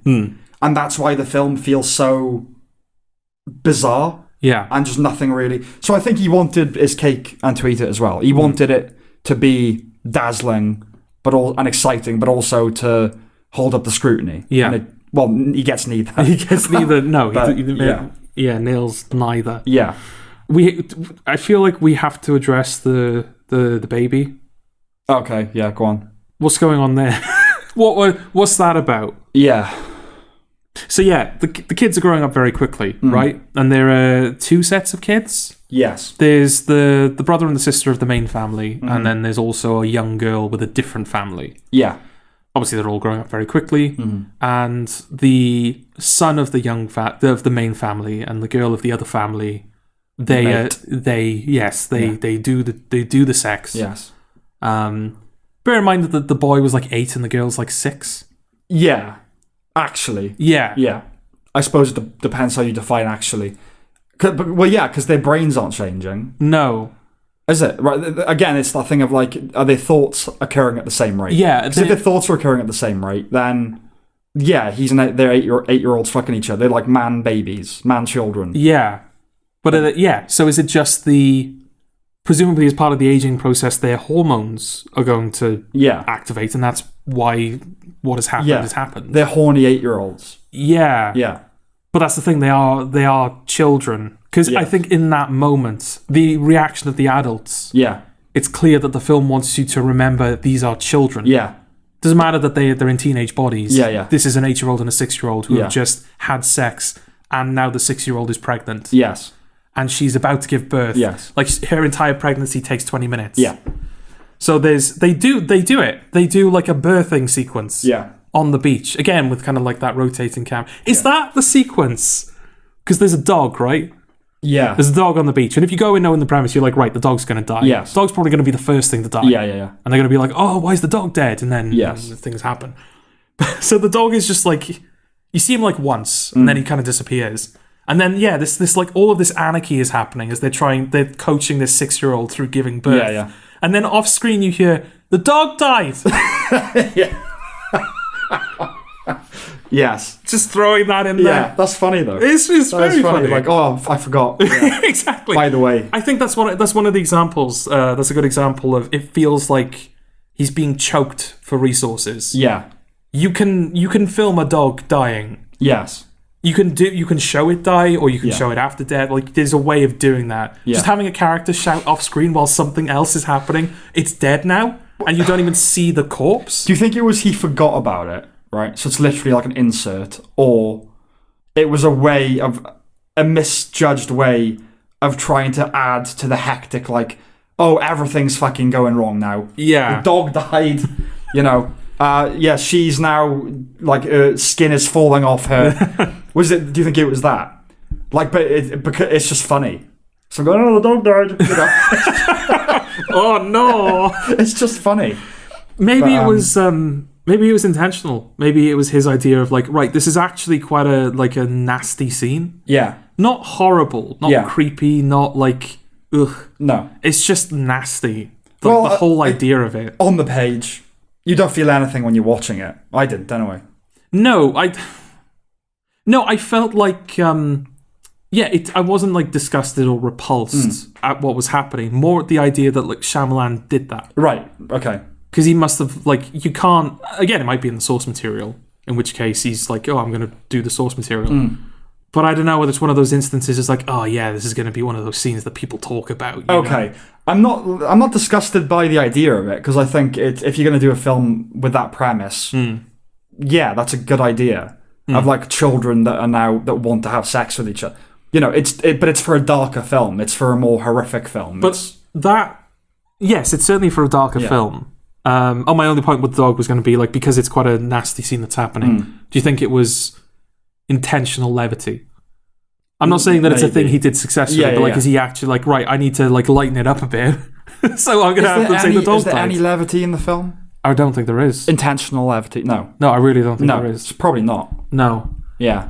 Yeah, it's too... I think it was his way of trying to ramp up the tension of what was happening. That makes sense to me. Yeah. As an explanation. Yeah. This thing, another thing. Yeah. Another thing. Yeah. But in isolation, when it's just that one off, the dog died. Yeah. I can't remember what I was saying. What was I saying? Disgusted at the idea that he would do that. Yeah, but I don't remember what I was leading up to. The birthing sequence. 6-year-olds. Yeah, no, it's just gross, isn't it? Yeah. But yeah, so that happens, and they give birth to the baby. Oh yeah, no, I made the point about the resources, right? The fact you never see the dog. Yeah. And also, there's a scene later on where someone's climbing up a cliff. Yes. And then they fall off the cliff, but it cuts away. For the impact. Yeah. Which, like, okay, that's a thing some films people do. Yeah. But they don't show the body. Yeah. And again, I'm not saying they need to. Yeah. But there's a line between showing restraint and not having the resources to show it. Yeah. And I feel like that film does tip over into it. Yeah. It's the equivalent of like in showing restraint and giving away limitation. Yeah. Yeah. It's like in like low budget films where if somebody fires a gun, the whole screen like suddenly like cuts to white. Right. Yes. Yeah, you couldn't afford to have like a muzzle flash or something, could you? Exactly, yeah. Yeah. But yeah, so no, she like they give birth. She gives birth to the baby, and then the baby is born, and then the baby dies because it was not affectioned enough. Sure. That is the reason they give, right? I can't remember. I think that is like, babies need attention and affection, and because it's already been like 3 years. And it didn't get enough milk. It didn't get enough milk and attention. Okay. It's dead now. Right. But that would apply to all of them. That's the thing. If you follow that rule, they're all not eating as much as they should be if they're aging that quickly. No, because there is a moment where he's like, the children, because their bodies are growing so quickly, they need to like accommodate for the mass that they're gaining. So they have to eat really quickly. Right. Because there's a shot of the 6-year-old, although maybe it's while she's pregnant. Okay. Shoveling like potato salad into her mouth. Right. And again, it's like oh, it's gross or it's funny. I don't know. Yeah. Oh yeah, I think that was going to be my point. Like that's like if you're going to do a thing about like, oh, these 6-year-olds are now teenagers and they want to have sex, that feels like something the film deals with. That's a theme or an idea or one of the many things it's trying to do. Yeah. But what happens is they approach the adults, she's pregnant, they're like, what have you done? And then they're like, there's no time to be mad, she's going to give birth. And then she gives birth and the baby dies. Yes. And I don't know what they do with the corpse. I think they put it in a cave or something. I can't remember. Yeah, they like throw it in a cave. Okay. Throw it in a cave. Oh, like throw it underwater. I don't know what they do with it. And that's it. Yeah. Well, the film doesn't deal with anything. No, that's it. Like, the baby doesn't come back into it. Like, it's not as if that, like, the son is carrying the trauma of having lost the child and, spoiler alert, eventually losing the girl because she's the one who falls off the cliff. Yeah. Like, in that scene, he's upset. And then that's it. Remember, because they cut to them when they're a lot older, don't they? Yeah. Oh, yeah, like the following day. They're basically the only ones left day. because they were so young when they came in. And the film tries to give this, like, a lot of time has passed. And I know that it has biologically. Yeah. But it hasn't actually. But the characters are talking to each other as though they've been through, as though 30 years have passed. Yeah. And it hasn't. No, it hasn't. It actually hasn't. Not in their experience of it. That's the point. That's the disjunct, is that what's actually happening is not reflective of their eternal experience. Yeah. No, that's the whole gimmick. Yeah, exactly. The dawn of the day after. Yeah. Yeah, it does feel like they're trying to like bake this weariness into the characters. Yeah. No, they haven't aged mentally. No, he's still 8, she's still whatever she was. Exactly. Yeah. And like when he's on the because again, spoiler alert, they eventually do get off the beach somehow. They swim through like coral, don't they? Yeah. Yeah. And that works. Yeah. Because, Well, they swim through the coral and Shyamalan watches them swim through the coral and he's like, oh, they're definitely dead. Yeah. And then they aren't. Yeah. And he's on a helicopter home and he's like convinced the police officer that, I mean, we're sort of getting into the twist now, right? Yeah. The thing that one of the first things that I cottoned onto, and I imagine you did as well, they're all ill. Yes. In one way or another. Yeah. Yeah. Yeah, they're not just dying naturally, like they're dying in different ways. Yes. One is, is he schizophrenic or something? Yeah, or he's got some sort of... mental disorder. Is it... Not leprosy, what's it called? Where you kind of... Parkinson's? I don't think he has Parkinson's, does he? Well, it's sort of like he becomes confused and violent, and he's kind of like... Dementia?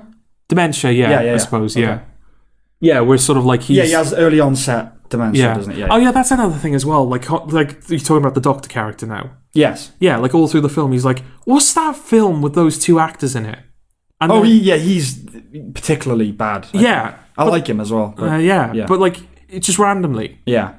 Again, like when she's trying to give birth, and he's like there trying to like take the baby off out of her. Yeah. And he's like, no, but actually, what was that film? And it's supposed to signal his dementia. Yeah. But it's like, it's this weird, like, what is this funny? Yeah. Because we laughed. When we saw that, we laughed. But I don't know if we were supposed to laugh. I don't think you're supposed to laugh, no, but it's one of those films. I think a lot of his films are like that. The Happening.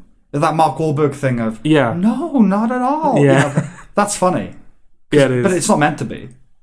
Or if it is, he's walking a high wire act. Like, like he knows how to do a particular type of funny. Yeah. That, like, most people aren't going to get. If they do get it, they're going to think it's not intentional. Yeah. Weird. All the characters are fairly annoying. I thought the mother especially. Yeah. Well, she has an accent, right? Yes. Yeah. Yeah. Which sort of contributed to that feeling that this film wasn't originally in English. Okay, yeah. It's been, like, translated from something. It's just a weird thing for her to do. Like, she made a breakthrough was Phantom Thread, the Paul Thomas Anderson film. All right. And now she's in this. It's just like... Okay. Yeah. So, yeah, the twist. Yeah, well, yeah. I was just going to say, like, he's on the helicopter home, and the police officer's like, "Are you going to call your aunt?" Mm-hmm. And he's like, "Well, what am I going to say? How would you react if a 50-year-old guy called you up and said that he's your 8-year-old nephew?" Mm. And that felt like a line a 50-year-old would say, not the 8-year-old he actually is. Yeah, because even if somehow they're also aging intellectually, the brain doesn't work like... If you just sit in a room for 50 years, you're not going to age intellectually. No. It's experience and actually having life experiences. Like, could there be an argument to be made about, like, well, he lost his parents, he lost his, girlfriend, he lost his son or daughter, whatever the baby was. He's lost so much. Yeah, but yesterday. Exactly.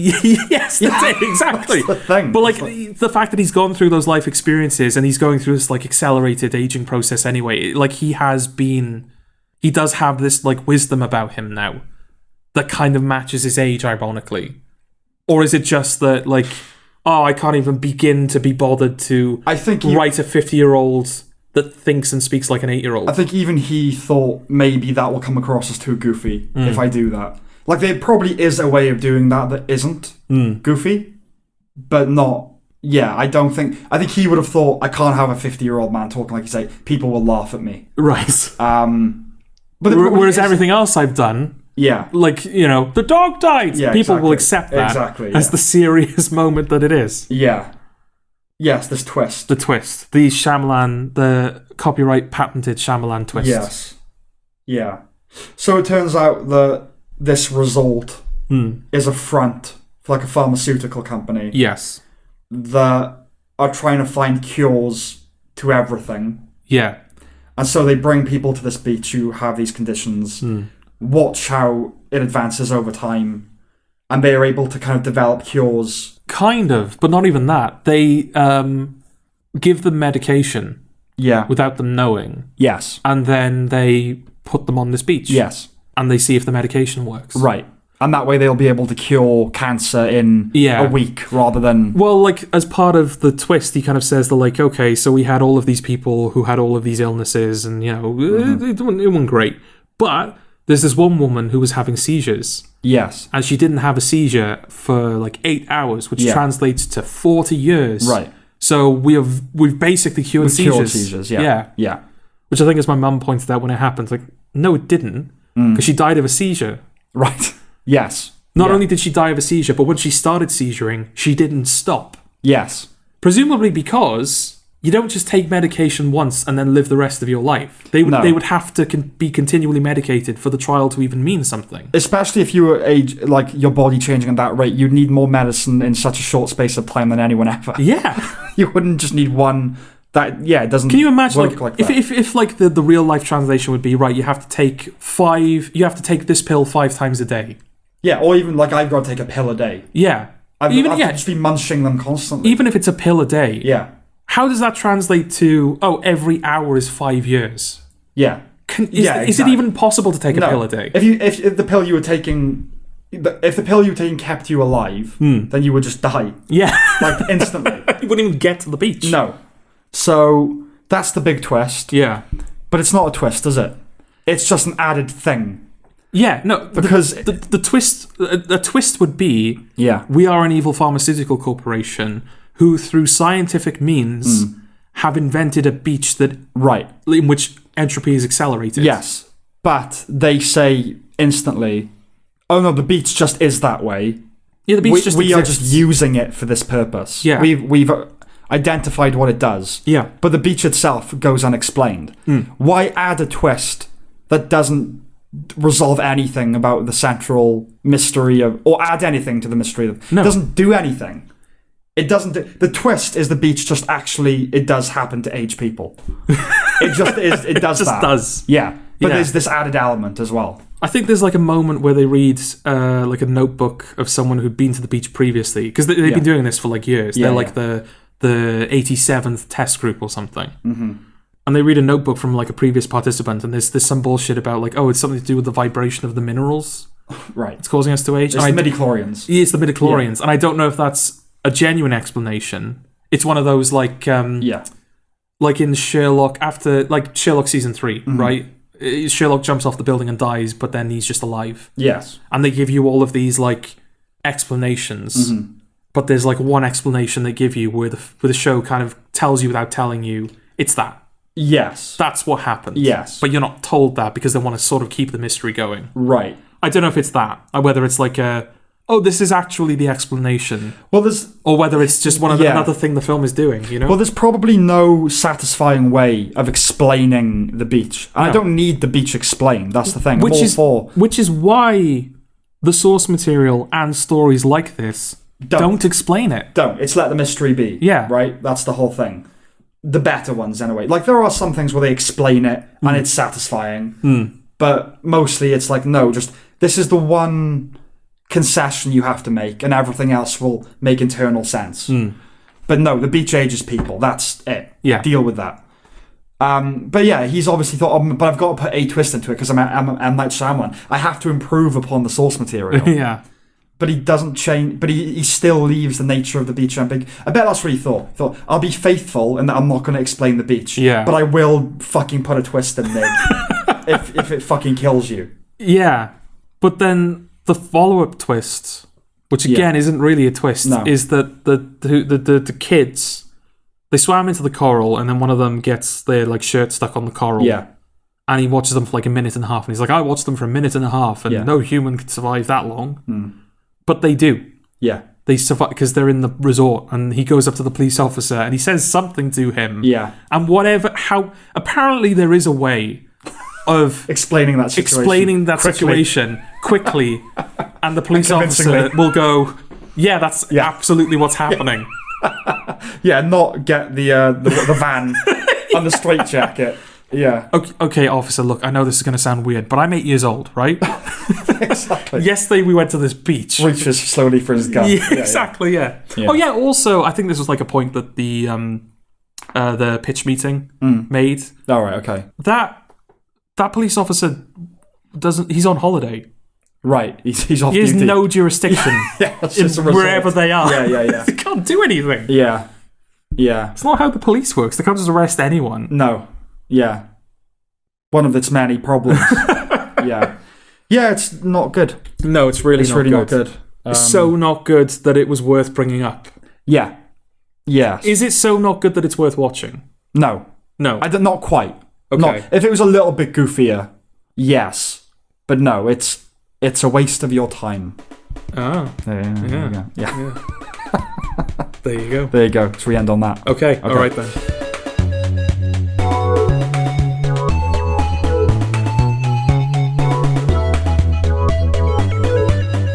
Should we talk about Nevermind the Buzzcocks? Because you said earlier that you were watching that. Yeah, I forecasted it. I foreshadowed it. That we were going to talk about it. Did you? Not really. Was it clear we were going to talk about it? No. Okay. No, but now it will give the illusion that we were. Oh, okay. All right. Because Yeah. That's the Neil Gaiman thing, right? It's the Stuart Lee thing. It's the Stuart Lee thing? Yeah. What's the Stuart Lee thing? Stuart Lee thing is, in his show Carpet Remnant World, says I will, 5 minutes before the end of the show, I will repeat the phrase Carpet Remnant World, and that will give the illusion of structure. Okay. But yeah, the Neil Gaiman thing is you make shit up, and then the second draft is make it look like that was your intention all along. Yeah, exactly. Right, okay. Although the Stuart Lee thing might be a better example. Yes. Although am I wrong in saying that like the actual joke is that when he does say Carpet Remnant World again, it does... Oh, the actual joke is that it's all, incredibly thought through, and it does thematically resonate. Yeah, it does actually have meaning when he says it again. Yeah. That's the joke. Yes. Yeah. So we can't even live up to that. Okay, never mind the Buzzcocks. Yes. It's back. Is it? Well, it's technically returned. Okay. When did it end? Like 2010? Something like that? 2011? I don't know. This is the thing. I don't really have a history with Nevermind the Buzzcocks. Yeah. For those who don't know, it's like a music pop quiz game show that was on the BBC for a while. And it was one of those shows that, like, I remember the aesthetic of it, and I remember certain people who were on it. But because I was a lot younger when it was on, and I wasn't as into music, and the music that I was into, it was like not quite the stuff that they cover on the show. No. You're into like metal and symphonic. Yeah, and like video game music and all that. Something they wouldn't typically cover. No. And you grow out of that, of course. A bit. Now I listen to both. Yes. Yeah, I kind of felt like I lacked the credentials to watch it. Okay. Just like I would watch it and go, well, I can't really take part in it. I suppose I could just sit there and enjoy it. Yeah. And I suppose that like when most people watch a quiz show, they're not always like something like Family Fortunes, right? Well, you kind of take part in it. Game shows you take part in. Yeah. But not like quiz panel show. You're there to laugh, aren't you? Yes. And you can join in if you want. Yeah. I guess. But I guess actually one of the biggest signs that it isn't designed for that principally is when they have there's a round where they bring out a bunch of people, one of whom is an obscure musician from the past. Yes. But they show the audience footage of them beforehand. Yeah. So you know who it is. Yeah. So I guess that would be a sign of, it's not meant to be a quiz for you. Yeah. You're meant to just laugh at them trying to figure it out. And yeah. Which is fine. And maybe it's not so much that, I can't take part in this, so I'm not going to watch it. It's more just like, well, I don't really know the source of the comedy, like the musicians and the music and all that. I'm not really familiar with it all. So right. I'm not getting the best and the most out of it. By watching it. So it's something I never really watched. Right, okay. Whereas you did? I did, not exactly when it was on. I think I watched it when Rod Gilbert took over, like in real time, as it were. But I had caught up before that sort of thing. So I didn't watch the Simon Amstel era when he was doing it. Right. Just after he finished, I think. Okay. And then I watched the one series with Rod Gilbert and then it ended. Yeah. And now it's back with Greg Davies about 10 years after the fact. Okay. It's different. Well, you just kind of offhandedly mentioned it to me, right? Not as like a let's talk about it sort of thing. Just like, oh, by the way, I saw the Buzzcocks reboot. Mm-hmm. Here's my thoughts on it. Yeah. And I don't know. I was intrigued, so I sort of watched. I didn't watch the show. I watched the titles. The credits, right? The credit sequences. Because I sort of, like I said, I remember the aesthetic. So I thought, maybe I'll have a quick look at like just the presentation of it, just to see if you're right. Mm-hmm. And I agreed with you. Yes. And we were sort of talking about a couple of other things, and then I think it just ended up being one of those things. It's like, let's just bring it up. Let's talk about it. Yeah. Yeah. Well, I think the age of the panel show is over. Oh, right. I think that the golden age of TV is over. Right. So many things are over. And like there have been a few things that have marked all of these deaths. So I think maybe the death of Sean Locke has partly been the death knell of the panel show. Okay. I'm not saying that like, now that he's gone, there's nothing. He was so good that he carried it. But I think it's a good microcosm. Okay. Because what are the great panel shows now? Well, Would I Lie to You? It's Best Days are behind it as well, though. Best Days are behind it, but it's like, as far as panel shows far as panel shows go, it's the best one. Yeah. Currently on, yeah. Yeah, Would I Lie to You? I'm always kind of partial to QI. Oh, I don't like QIC. You said that before. Yeah. Yeah. Yeah. What is it with QI? It's not funny. It's just not funny. Is it meant to be, though? Well, of course it is. It can be funny. Yeah. But is it meant to be? Yes, it is. Because if you've seen that episode, you might have been on multiple times, but if you saw the episode with the guy who's credited with creating QI, John something, yeah. Yeah, I can't remember his name. But if you watch that episode, he is just like, he's just doing the quiz. Yeah. Because with QI, the format is that like they ask you questions designed for you to get them wrong. Yeah. Because they punish you for giving the obvious answers in QI, right? That's sort of what the gimmick is. Like, we'll ask you a question, you give me the obvious answer, you will be wrong, and I will tell you what the real answer is, and you will find it quite interesting. Right. QI. Yeah. Yeah, and the main guy is just like answering it. He's not even answering the obvious, he's just giving the right answers with like no attempts at comedy or levity at all. Yeah. You're like, that's probably what he thought QI was going to be. Well, like, you don't book comedians then, you know? Because that's the thing, it's all... No, you book comedians so people will watch it. Right, but it's all comedians, never at the top of their game. Right. No one's ever the funniest they ever are on QI. Okay. Would you agree with that?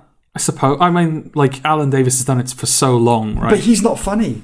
Alan Davis isn't funny. No, he's the audience... He's the patsy. Yeah. Isn't he? Because he always comes last. He always gets it wrong. He always gives the obvious answers. He always gets the klaxon. Yes.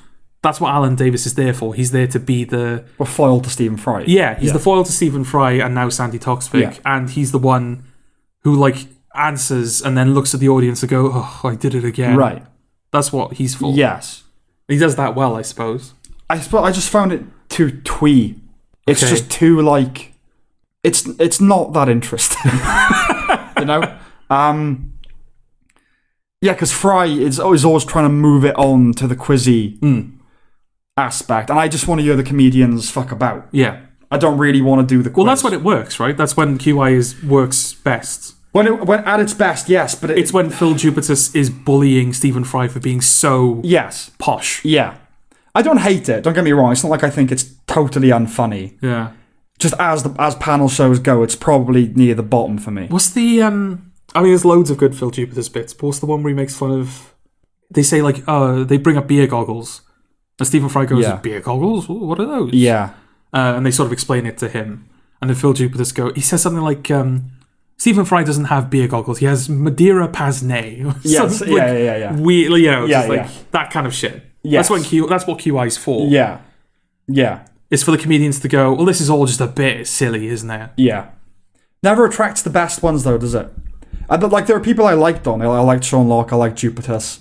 But it never attracts the really funny comedians. Well, Nish Kumar's been on it. There you go. Yeah. Funny enough, he's in the first episode. Back to that, yeah. Never mind the Buzzcocks as well, isn't he? Yeah. Like, I think 8 out of 10 Cats Does Countdown is hit and miss. Okay. Right? But, like, Sean Locke was often good on it. Now we're just kind of left with nothing. Okay. We're left with Taskmaster and Last Leg. Was that a quiz show? No. I'm just panel-y kind of shows. Oh, right, okay. Yeah, like I think I said this the other day, didn't I? Every Dave quiz show looks the same. Yes. Taskmaster, Question Man, whatever the Richard Ayoade one is. Question Team. Question Team. Yeah. I think Mel Gilroy's Unforgivable, or whatever it's called. That's like kind of a quiz panel-y thing, and that looks exactly like they all look the same. It's every Dave panel show is indistinguishable from the next. Yes. Doesn't help that they always have the same. They always have James Acaster on it. Yes, which we like James Acaster. We like James Acaster, but he's in all of them. Yeah. Which doesn't help the fact that they all look the bloody same. They always have... And they always have the same energy to them. They always have Nish Kumar. They always have Nish Kumar. And they always have Josh Widdicombe. Yes, Josh Widdicombe's the other one. There are others as well, but those three. It's mainly them. Yeah, they're all... the ones that are left are all uninspired. They're all just kind of slickly identical. They're all just slick. Like the new Buzzcocks. How do you describe its vibe? Its aesthetic? Well, it's not... Never mind the Buzzcocks. No. It's certainly not that.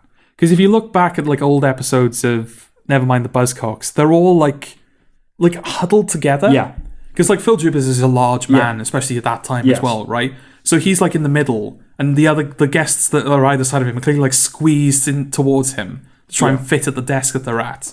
And it's like they use like They use like stage scaffolding. Yeah. It looks like the set's in the midst of exploding. It looks like this kind of, I don't know, like the Marble Factory in Bristol, right? Right. Like an indie music performance venue. Yeah. It's not an arena. It's not like that's also an arena. I was going to say, it's not like this place, but that's also an arena. Right, okay. It's just like this little music venue that you go to. That like in like an indie club, Yeah, mainly indie bands, but sometimes you get a big band coming down because they just want to they want a more personal gig. Yeah. It felt like one of those places. Yes. The new Never Mind the Buzzcocks, it's just like in this big, empty, white, nicely furnished room. Yeah. Yeah. I suppose like a recording studio, right?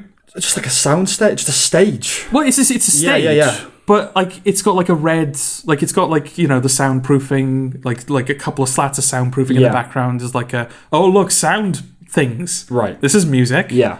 But it's all like red, and there's like a carpet. So it's like, I guess it's like the kind of like the green room you lounge in before you go into the recording studio. Yeah. As opposed to the like claustrophobic indie venue. Sweaty. Yeah. That it had before, where it felt like you were at a gig.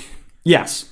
Well, the state of the panel show is typified by the fact that Nish Kumar is a reliable face. Yes. Because he's the most unfunny, cancerously unfunny people in the world. Things must be so funny if you're Nish Kumar. Everything. Yeah. He seems to laugh so much. Yeah. It was like, we talked about it the other day, weren't we? It's that Peep Show. I don't know if it was in the context of Nish Kumar. It might have been actually. But it's that bit of Peep Show where the Australian girl is living with Mark, and she has all Australian friends, and they're all baldy and loud and drunk.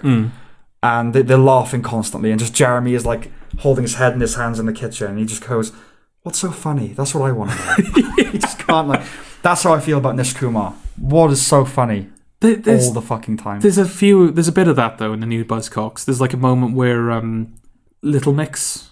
Yeah, one of the women from... Yeah, Little Mix. Yeah. I'm just going to call her Little Mix. Okay. I'm not even being reductive. I just don't know her name. I don't know her name either. Yeah. Little Mix. Liam Gallagher comes up. Yeah. And Greg Davies is like, oh, didn't Noel Gallagher make fun of you? And she says something. Oh yeah, no. There was a photograph of her with like bird poop on her because a bird pooped on her. And then they bring up Noel Gallagher, and she goes, because of course they said Noel Gallagher had a go at you, didn't you? And she went, yeah. Well, of course, as you know, I'm used to having high flying bird shit on me. Right. Which is like, as a pun, it's like, all right. Well, it'd be impressive if it wasn't definitely teed up. That aside, just take it like be generous. Imagine for a moment it was. Imagine for a moment that the Little Mix member's that witty. Okay. Yeah. Sure. Yeah. Right. I'll give you an hour just to get into that frame of mind. And we're back. Okay. Yes. Yeah. Time. Playing with time. It's all connected. It's all connected. Yeah. Assume for a moment that was just like a genuine moment. Like, all right, yeah, okay, that's fun. But Greg Davies laughs as though he's never experienced comedy before. You're right. Yeah. Like his head goes back and he can hardly breathe and he's applauding. He's like, yay! Like, yeah.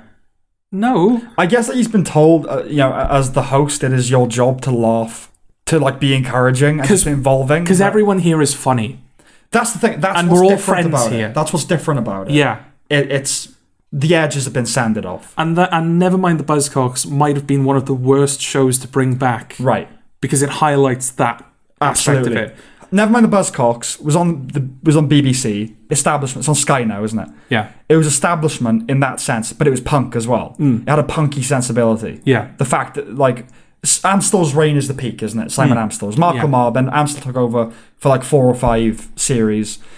And I haven't seen much Mark Lamar, and the post-era suffered after Amstel, but still retained something. They still try to do that thing of being a bit rude about the people on the show.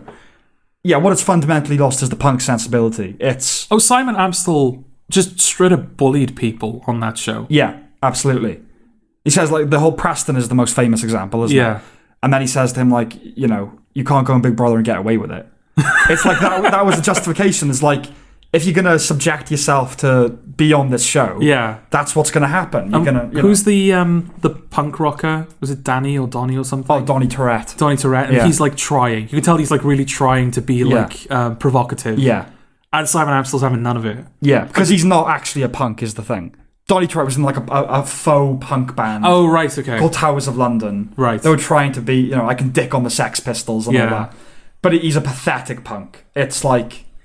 A poser. Yeah, exactly. Yeah.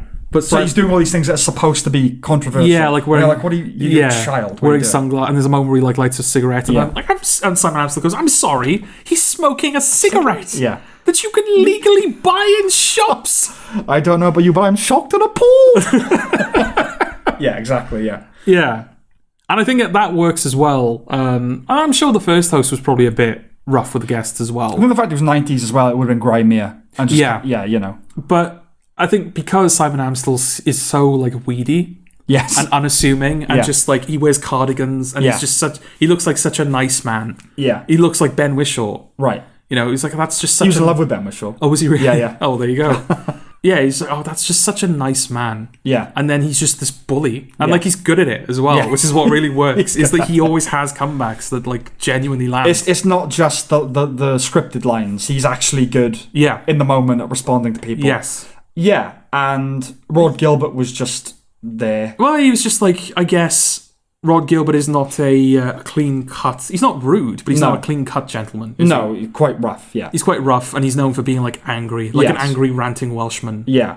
So he's kind of like he's not. He can't bully like Amstel could, but he's not like this, clean cut square of a presenter. But that's the thing. They all got appropriated, right? So like Frankie Boyle now does Frankie Boyle's New World Order. Those shows. Blatantly just like far left wing things. Then you've got Charlie Brooker, works for Netflix. Yeah.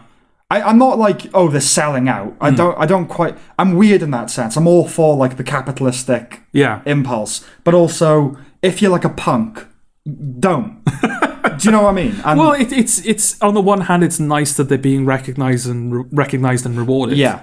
But on the other hand, I know what you're saying, that like Noel Fielding presenting the Great British Bake Off. That's it. Sort of ruins Noel Fielding. That's emblematic as well, that Noel Fielding is back. He's the one thing that's back. But it's Bake Off Noel Fielding. Oh yeah, on the new Buzzcocks. On the new Buzzcocks, yeah.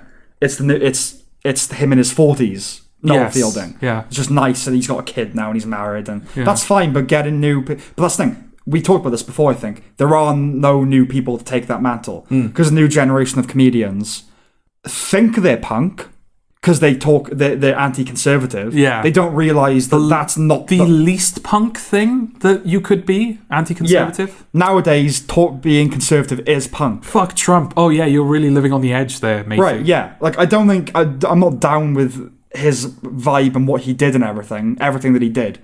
But one of the most punk figures of the last 10 years is Milo Yiannopoulos. Yeah. That's the new punk. Yeah. And there are no comedians like that anymore. They No. don't exist. They all think they do. Yeah. They don't realise they are the establishment. When Nish Kumar, who presents Late Night MASH on Dave, he probably thinks he's like, oh yeah, we're going to be like we're basically doing the John Oliver thing. We're like, oh, we're the real, like we're entertainment, but we're the real news. Yeah. We say it how it is. Right. Yeah, I'm sick of that. They think that they're the ones providing the real news. Yeah. Yes, there's no Phil Jupitus on the new Buzzcocks. No. Instead, we have Daisy May Cooper from this country, who is very not funny. Very, very not funny. No, but Sam, you must understand that she's a vibe. She's fat. And that's She's a fat woman. That's why she's a vibe? She's a fat woman, and so women like her. Because she's a vibe. She's not trying to be hot. And yeah, she's just a fat woman. Like she's just like there, and there. Women are like, oh, that's so me. Yeah, because she's a vibe. She's kind of a Miranda Hart figure to me. I guess. Like the women like to think of themselves. Oh, I'm clumsy like that. It's like you said. It's the one your mum likes. Yeah, Daisy May Cooper has that, I think, but with younger people. Yeah, like, oh, I'm so like her. I'm, I don't put makeup on sometimes. Yeah, and yeah. It's that. Yeah. So she's not funny. No. The thing is, Jupitus, right? He was like a punk comedian, I think, in that he would open for punk bands. Right. Right? Bill Bailey obviously is a musician. Yes. Lamar, I'm not sure, but I'm pretty confident he was involved in the music world. Okay. Simon Amstel was as well. He presented Pop World, where he interviewed musicians. What was the one you told me about recently? Well, his thing, like, I guess the reason he was hired for Buzzcocks is because his whole thing was... He was rude and aggressive with the people he interviewed. Yeah. And would just like set up gimmicky. So it was interviewing Lamar from afar. Yeah. And they had Lamar at one end of a car park, and he was just shouting at every question through a megaphone. And Lamar just had to shout back. Things like that. Like what happened to those people? Exactly, yeah. Exactly. Yeah. They all had a connection to music. I don't know what Greg Davis's connection to music is. In fairness, what was Rod Gilbert's connection to music? Yeah, I know. But like, same point, No, absolutely. What's Daisy May Cooper's connection to music? Yeah. And the other permanent guest, Jamali Maddox, what's his connection to music? Right, because I saw the first episode of the reboot. Yeah. Same for you? I saw 2. Oh, you saw 2? 2 or 3. Does he say anything in the second episode? Well, not really. That's the thing. He barely speaks, and he isn't funny when he does. No. But he's brown. He is brown. Oh, she's a woman as well. She's a woman. He's brown. And Noel Fielding is to placate me, to make me think that it's like the old Buzzcocks. Yes. So that... and everybody likes Greg Davies. And everybody likes Greg Davies. Yeah, exactly. He's safe. Yeah. So, any panel show you watch now, would I lie to you? If you watch the last 2 series, there's one woman on each team. Let's bring up QI again. I mean, like QI... Quotas, clearly. Yeah. I mean, QI has always had a gay host, right? The 2 hosts in its history have been gay. Right, okay. But I looked up the wiki article a while ago because I think I was just curious what season they were on, because obviously every season is a new letter and theme for the show. Yes, yeah. And it said that there were like numerous complaints about the fact that they're all like, why is QI an all-white panel? Right. An all-white male panel. Yes. And so QI, there are now mandates where they must have at least one woman. I think all shows like that are doing that. Yeah. I'm pretty sure they all have mandates on quotas now. And that's the thing, Greg Davies, I don't dislike Greg Davies. He's fine. Yeah. As a guest. But that's the thing, he has no connection to music that I'm aware of. It's arbitrary. Yeah. It's an arbitrary, and he can't hack it, I don't think. I don't think he can do that show. Well, I think he can do what they want him to do, which is just be nice and elevate the guests. Yes. Have fun. Yeah. Because that's what a panel show is now, right? You can't bully people anymore. Right, exactly. Yeah. They're here to promote their shit. Yeah. And like, people like Little Mix. You can't make fun of Little Mix. Why would you make fun of Little Mix, Greg Davies? Yeah. Are you a bad person? Yeah.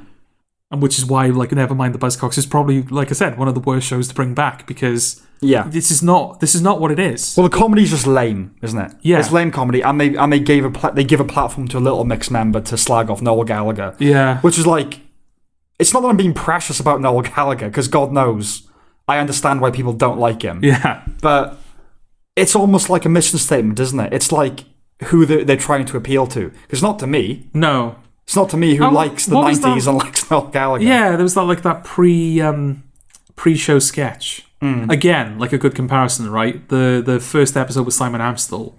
It starts with a pre-show sketch. Yes. Where he goes, I'm not doing a pre-show sketch. Fuck off. And they never do. And they never do it. And then the Greg Davies one comes back. It's like a 3-minute sketch. Yes. Where he goes to like this. Oh, I forgot about that. Yeah, they go to like this cathedral. Yeah. And there's this like cult. Is it Anthony Costa from Blue? Yeah, I think so. It's like he kind of waddles in as like an old person. He's like, why is no one talking about the pop and rock stars anymore? We must bring back Nevermind the Buzzcocks. Right. And then they just talk about the most popular, obvious music, and they bring on Little Mix and some woman I've never heard of, but I'm assured is really famous. Right. I mean, that's the thing. Like the old Buzzcocks did that. Like one of the most interesting things about going back to it now is seeing the people that were like poised to be in vogue. Yeah. That never made it. Yeah. Like most of the time, it's an artist you've never heard of.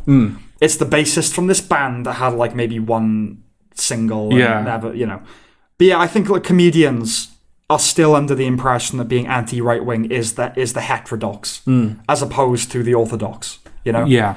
I think if you had to condense it, edge, that's what it's lost, isn't it? Definitely. It's just lost all edge. Oh, definitely. I think, and like, I don't know why I chose the title sequences as the thing to watch, but I think that alone... It was probably good, emblematic. Well, that's the thing. Like, every title sequence is appropriate given the era of the show that it's representing. Yeah. And it does kind of make your point for you. Like, the first opening sequence for Buzzcocks, it was like just footage of a crowd. It was like people at a gig, footage of a crowd. They had like beers and they were going like, oh, to the camera. Yeah. They had cigarettes in hand. Yeah. And then it like zooms into the stage and there's a guy wearing a t-shirt saying Nevermind the Buzzcocks on it. Like the most low budget, punky opening. Right. They just went to a gig, had a guy put a t-shirt on, and that was their opening sequence. Yes. Then you had like the Amstel era, which is the best title sequence, right? Yes. Where it's just they dump all of those like albums and equipment onto the stage. And it shatters. And it shatters. And it's just that. It's things shattering everywhere. And it's all practical. They clearly just dumped a bunch of CDs and records. Yes. And filmed them exploding. Yeah.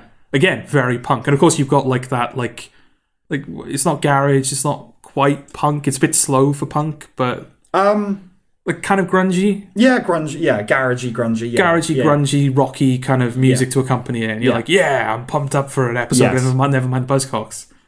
Then Rod Gilbert came along. Same kind of principle, where it was musical paraphernalia exploding, but it was all done in the computer now. Yes. And there was less anarchy, because that's the other thing. It's like this just torrent of stuff crashing and smashing in front of you. Yeah. And then you go to Rod Gilbert's sequence and it's like one speaker exploding into like CGI chunks. Right. You're like, okay. Well, like that episode where Preston walks off. Oh, like, yeah. Obviously that wasn't planned. But then Bill Beatty gets a guy that looks like him from the audience. Yeah, and he just puts him on the... That's what the show should be. Yeah. That's punk. Yeah, punk, just anarchic, like stuff's just happening and we're rolling with it. Yeah. And then, so you've got that Rod Gilbert thing where it's like, okay, it's trying to be that again. Yeah. But it's not. It's too false, you know? And then you've got the new title sequence. Yes. Footage of a house party, or like people at a house party, and the camera's fixed on their t-shirts. Yeah. And they have band logos saying Nevermind the Buzzcocks, which is sort of like overly animated. And there's like electronic, like dance music rendition of the Nevermind the Buzzcocks theme. Yeah. And it's not, I don't like it. But I do think that it perfectly represents this era of Nevermind the Buzzcocks. Yeah. Because when they did that in the Simon Amstel opening, where they had like famous album covers like Pink Floyd's The Wall with Nevermind the Buzzcocks written on it, you accept that. Yes. It's just like, that's a thing they're doing. But when the t-shirts, it's like Nevermind and like the Nirvana t-shirt and like Blur and Sex Pistols. And why does that feel unearned? I think partly because we're getting old. And I'm not saying that in jest. I think that is true. like we're not old, but there's a gap now. There is a notable gap. But I don't know, like Pink Floyd's The Wall and the Simon Amstel era of Buzzcocks, it was probably a similar gap, right, in time. Yeah, like that's the thing. Pink Floyd, it's not. They're a generation that would dislike us for appropriating that. Fair enough. But I think it's because the new show, it's like when you see a 12-year-old wearing a Nirvana t-shirt and part of you just goes, do you really know Nirvana? I mean, again, like he died the year I was born. So you were born after the death of Nirvana. Yeah. But I still feel like a relationship to it. I mean, obviously, Nirvana specifically, I've listened to everything. If I wore a Nirvana t-shirt, I don't think it would be a travesty. But when you see like a young person wearing it, you need to kind of know that they know the music, you know? Yeah. And I think it's that thing with the show. If you say Smells Like Teen Spirit is your favourite song, I'm going to slap you. Exactly, yeah. I think it's just that with the show. It's like it hasn't earned all these albums that it's just flippantly... Yeah. You know, because it's kind of like, like even though it's doing this, like, this is like the cool thing now is going to like a house party, listening to dance music, but they're still using the Sex Pistol and like Nirvana iconography. Right. It's like, no, it's actually like, we know what real music is. Sex Pistols is probably the best analogy, really, because like Johnny Rotten, he ended up advertising butter, didn't he? Oh yeah. And never mind the Buzzcocks is on Sky.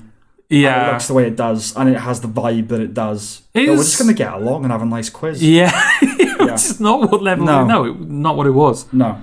Yeah, is electronic dance music like club music? Is that punk now? Punk. Because like I don't know if there is any music that's punk anymore. Because that was like I know it's just like we're going to modernize it. We're going, young people won't appreciate the Simon Amstel opening anymore. No. Yeah. That's not cool to them anymore. Right. An animated t-shirt is what the kids like. Well, it's also just like a 40-year-old's idea of what, like electronic music. But that was my question. Like, is it just us being like, ruining everything with the electronic music? Or is it like genuinely like, we've like looked into it and electronic music is sort of the punk, like, it's like it's a decent modern day parallel to like the garage grunge vibe. That's the original I don't know if there is punk in music anymore. I don't know if there is anything that's like there are musical genres that are pioneering things. Yeah. I'm told hip hop and rap. I was going to bring up hip hop. I was going to say that like that's sort of in its kind of new innovative phase. Yeah, right? yeah. Like people saying Kendrick Lamar, if you're paying attention, he's basically the Beatles of rap at the moment. Yeah. Like he's doing what they were doing. Yeah. I'll take your word for it. I don't know. Yeah. I'm not a big fan of it. But it's not punk. No. Millions people love it. There is no punk music anymore other than I get like just genuine pop, maybe, oddly enough.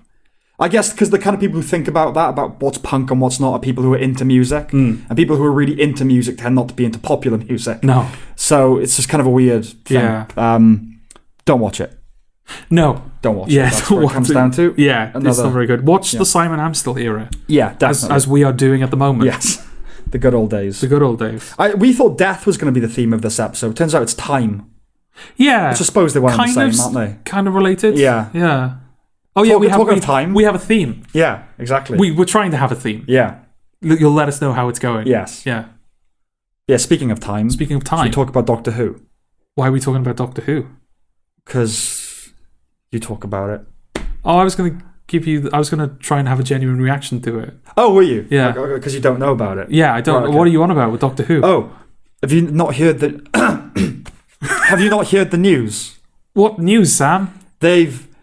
Chris Chibnall and Jodie Whittaker are leaving after this next season. I knew that, yes. And they've announced who the writer is going to be, the showrunner for the proceeding season. Oh, they've announced the showrunner? They've announced the showrunner. Who's the showrunner, Sam? It's Russell T Davies, Jordan. Oh my God! That's about right, yeah. Where were you keeping that? I was just on my laptop. Oh, right, okay. Yeah, this is like years old. Go on, do it. Yeah, that's the best we're going to get out of it, I think. Okay. Thoughts? Fair play. Right. I didn't anticipate that. No, yeah. Genuine surprise. Yeah, okay. So Russell T Davies, I think he's the idea, I think, is that Jodie Whittaker, she's got this season now, Yeah. which is starting on Halloween, actually. Yeah. Will you be watching it? Yeah. Let me know if anything happens. I will. Okay. It won't. I've seen a trailer. All right. Yeah, it won't. It's called Flux, isn't it? Oh, yeah, they're doing the miniseries thing yeah. now. They're trying to like frame it as a miniseries. All right. Whatever. Yeah.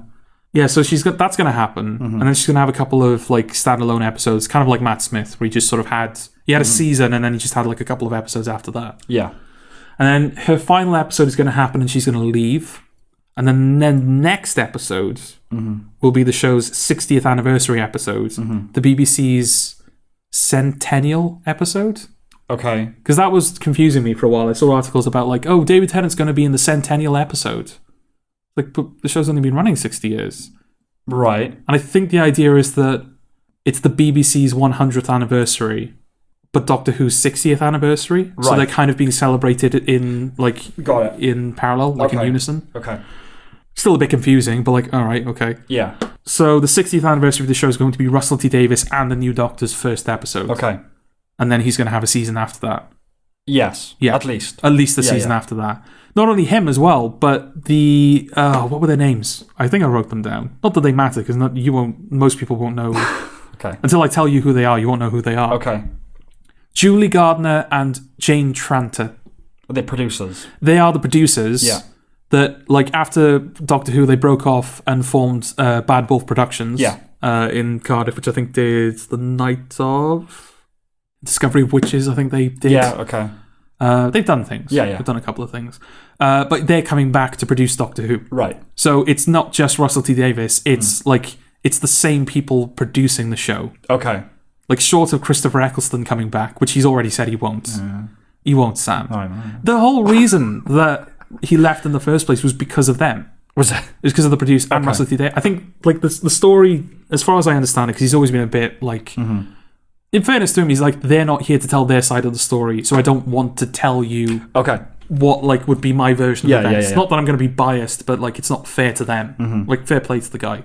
But as far as I understand, there were, like, internal conflicts between Eccleston and the creative team. He didn't like what was happening. So he said, right, I'm in it for one season, and that's that.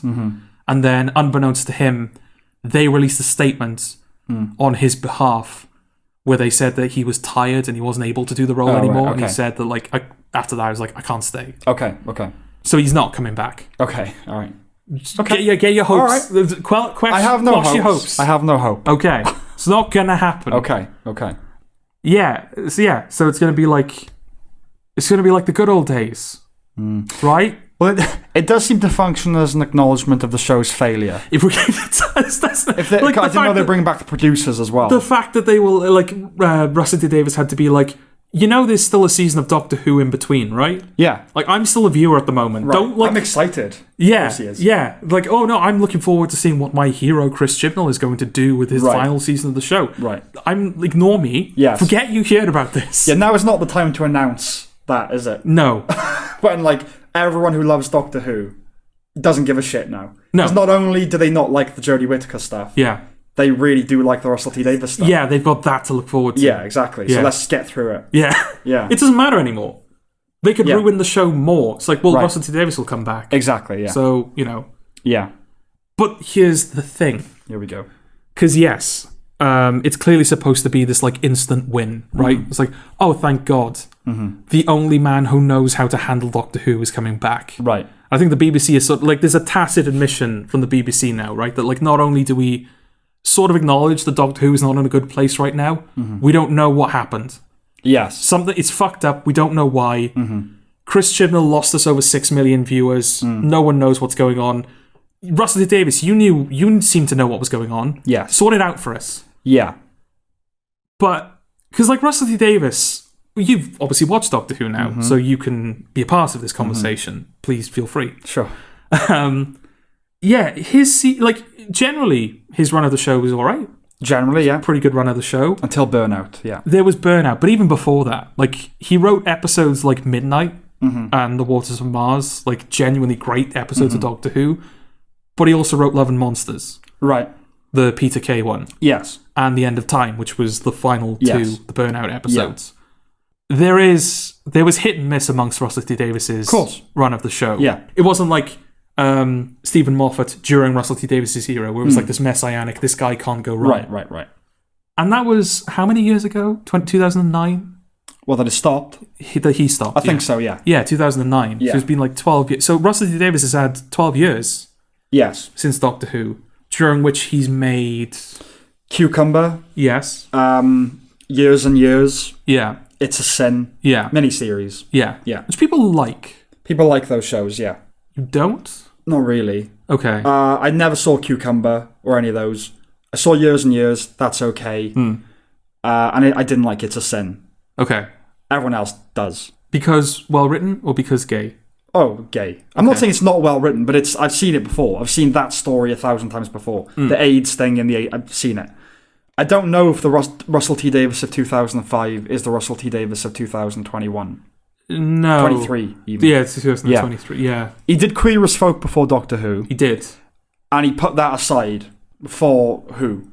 I mean, there was still like... There's gay stuff in Doctor Who. I don't think it's possible to leave all that at the door, though, in the current climate. Yeah, I don't know if... He said, isn't he, I'm going to write about gay characters. Oh, yeah, I think he said, for like anyone who thinks that I'm going to... The Doctor Who is not going to tackle these kind of issues anymore. Yeah. You're wrong, yes. Basically. So, yeah, I suppose that kind of answers my question, because I was going to say, like, I don't know if he wants to, like, not talk about it, and the BBC would have to kind of strong arm him into being like, but you know, you're a gay writer, you like the gays, don't you? Write about the gays, right. Or whether he's just like, that's just who he is now. I think that's who he's always written about that stuff. That's fine. It's Ollie Alexander's going to be the Doctor, though, isn't he? Is he though? I don't know, because there's that girl. There was that email leak, wasn't there? Oh, was there? Okay. Yeah. Fuck, was my phone? I've forgotten where my phone is. I actually don't know where my phone is. It's under my leg. All that. Yeah, because like Ollie Alexander was like a front runner for the 14th Doctor, and then as soon as Russell T Davies is announced, everyone was like, right, well, that's basically like a soft confirmation. Yes. He's going to be the next Doctor. Yeah. Well, also partly because Russell T Davies had worked with Eccleston and Tennant before they became Doctors. Yes. And Chibnall had worked with Whittaker before she became a Doctor. Yeah, so it makes sense. Yes. Like that pattern makes sense. But there was an email leak. And you said, like, not only, is it going to be like, you know, gay writer, but gay Doctor as well. That's next. Yeah, that's going to be the next big thing. Yeah. But there was an email leak that supposedly confirmed who the 14th Doctor was. And it was... Don't tell me. I kind of want to guess now. Oh, okay. Do you know this person? No. Oh, okay. It's not Michaela Cole, then? No. Who is it? Oh, you're not guessing anymore. Well, if you don't know who it is, it's someone obscure. Well, it is. I'm looking up her name now because I know so little about her. I can't even remember who she is. Well, I'm already thinking it's probably her then, because it's going to be someone no one's heard of, or like there isn't an A-list. You know, tell me what she's been in. I do kind of want to guess. You won't guess. Oh, right, okay. Go on then. Who is it? I'm just double checking that this is the right person. It is the right person. Yeah, her name is Lydia West. Okay. She is a black woman. Yeah. And she has basically only ever been in Russell T Davies stuff. Okay. She has, in her filmography, she has 3 completed projects to her name. Right. And 2 of them are Russell T Davies projects. And what are they? Years and Years and It's a Sin.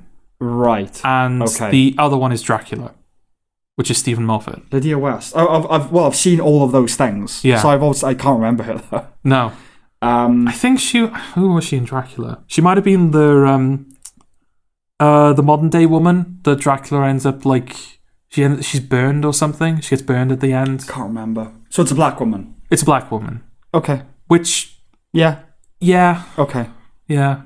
She's 28 though. I mean, like Matt Smith was young. Yeah. Well, it fits that pattern again, doesn't it? Of he's worked with her.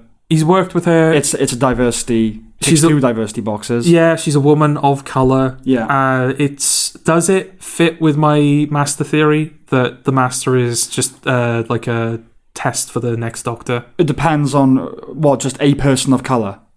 That's what you would have to extend it to? Yeah. Because obviously Missy, and then we had a female Doctor. Then we had, I can't remember his name. Not Sacha Baron Cohen. What's he called? Sacha Dhawan or something like that. Yeah. Indian man. Yes. Does it have to be Indian doctor, or can I just be doctor of colour? It depends how much you want to bend over backwards to make it look like you were right. Because black woman, Indian man, they're both not white. I mean, if that's what you want to... Yeah. That's fine. I'm happy being wrong. No, like, I can see the next thing being the doctor will be a person of colour. Yeah. Fine. Kind of already is, though, right? Because, is it Ruth? Is that her name? The black woman from the Jadoon episode? Yeah. Where it was like, hello, I'm the doctor. And the doctor's like, I've never been you. Right. And then we found out that the doctor's actually been many people of colour. Oh, I can't fucking remember. I know that in the new trailer, there's a thing in it. Is it... There's a Sontaran, is that what they're called? Oh, yeah. The leg Humpty Dumpty thing? Yeah. Yeah, you like those? They're alright. Yeah, you liked them. You thought they were goofy and fun. Okay. And you said that if you were writing the show, the companion would be a Sontaran. Yes. I can't even remember saying that. Well, there's a Sontaran in it. Yeah. Yeah. He's old. He's an old one, isn't he? Because he looks like they've just pulled him right out of the 70s. Okay. Yeah. Okay. It's like I'm not opposed. You've seen the trailer, have you?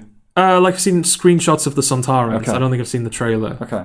I know the Sontarans are in it. I know the Weeping Angels are in it because, of course, they were going to bring them back. Poor things. Mm.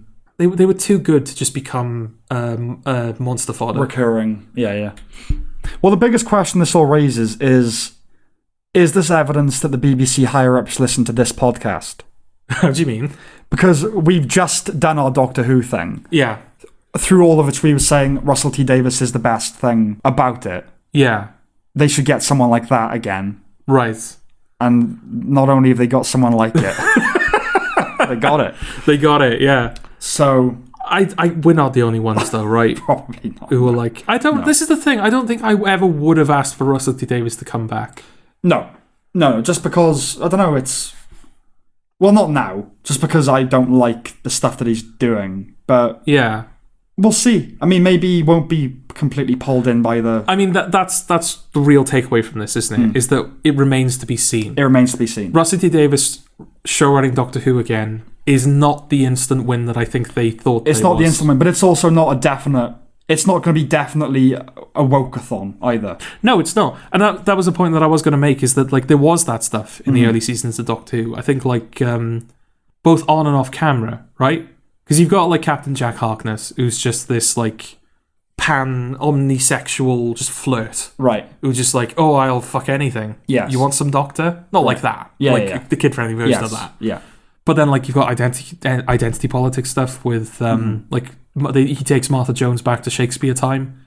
And she's like, yeah, I'm black. Are you sure about this? And he's like, well, I'm not even human. But it's my memory of it anyway is that it's okay identity politics stuff. That's what I mean. Yeah. Is that it's like it's not exploring it. It's gesturing towards it. I'm not saying that it like handles it really well, but it doesn't like it knows. It has a good sense of what Doctor Who is capable of, what Doctor Who should be, what its relationship to that stuff should be. Am I correct in thinking that Russell T Davies is of the impression that Doctor Who is for children? And not like a kid's show, but that he's aiming at that. I think, because like when he ran it, there were two spin-offs, right? There was the Sarah Jane Adventures and Torchwood. Yeah. And Torchwood was like for adults, quote unquote. And Sarah Jane Adventures was for... even younger. Children. Yeah. Like preschool children, kind of. Yeah. And Doctor Who was sort of in the middle. Yes. So I guess he thought it was kind of for children. Because if that's true, then all right. Like, not that I don't want it to necessarily go back to the way it was before. Like the Slovene and shit like that. Doctor Who, it became too self-serious. That's its problem now. One of its problems. Well, it's taking itself too seriously. It had a kind of soapy vibe, didn't it? Yeah. And that's the thing, like, because that's gonna be weird. What? Like, it's going to be the Russell T Davies era, maybe. It's going to be like Russell T Davies era kind of like tone and sensibility and humour. But filmed. But yeah. The way things are filmed now. The way things are filmed now. It's not going to be like filmed in like on like standard definition cameras where all the CG's done in Microsoft Paint. Right. Like it used to be. Yeah. It's going to be 4K. Yeah. It might just look like Chibnall's era. It might. Yeah. It might not though. It might not. Yeah. But you've got moments where Martha's like, I'm black, and he's like, well, I'm not human. Just deal with it. Yeah. It's fine. You got some gay stuff where like the Doctor like hooks Jack up with that guy from the Titanic. You've got like behind the scenes as well. Like, is it Euros Lyn? Yes. Yeah, like he was like a recurring director / collaborator of Russell T Davies, and he was like on the spectrum as well. Oh, was he? Right. Okay. Yeah, like as a few people were. I think I don't know if there were many. I don't want to say like all these people that were gay, but there was a few of them. Okay. So like he had a good relationship with that his old era of the show, and I worry that he thinks that he's got to step it up a notch. Yeah. This kind of idea that people want shows to be completely absent of this stuff. It's like, oh no, if there's any suggestion of it, I am repulsed. Yeah. It's like, oh well, just to show you teach you a lesson. That's what they're doing, though. Yeah. They're always teaching us a lesson. Well, didn't he recently gave a speech, didn't he, about the T having to be an LGBT? Oh yeah, I kind of wish I'd written this down just so I knew the full nature of it. But you said that they're trying to get rid of T now. There's a move to get rid of the T. Yeah, in LGBT, so it's just LGBT. The LGBT Alliance, yeah. Yeah. And Russell T Davies, it's something like, you can't get rid of the T. And he does this like gimmicky thing where he just kind of, he says a bunch of words, but he like leaves out the last letter of the words. Yeah. He's like, we need all the letters. If you don't have all the letters, you're basically killing them. Sure. Yeah. Like, so that's the thing that makes me worry. Yeah, I don't want this to be Doctor Who. Yeah. Might be, though. Yeah. Might be. I don't know. Yeah, it really is just going to be a wait and see thing. I'm curious. You will watch it, though. I will watch it. I mean, I was always going, unless it was like particularly bad, unless it was like Michaela Cole show running the next season. Yeah. I was always going to give the next showrunner and Doctor a chance. Because I think it's unfair to completely write off the show because of like one... there was bad stuff in Moffat's era towards the end as well. But just like one era of the show, a show that's known for having multiple eras and reinventing itself constantly. It's kind of unfair to write the whole thing off. Yeah. But yeah, I'm definitely interested. And it's definitely going to be a ratings boom for the show, right? Oh, yeah. So many people are going to watch it. Yes. Remains to be seen if they'll be disappointed. We'll see. We will see. We'll see.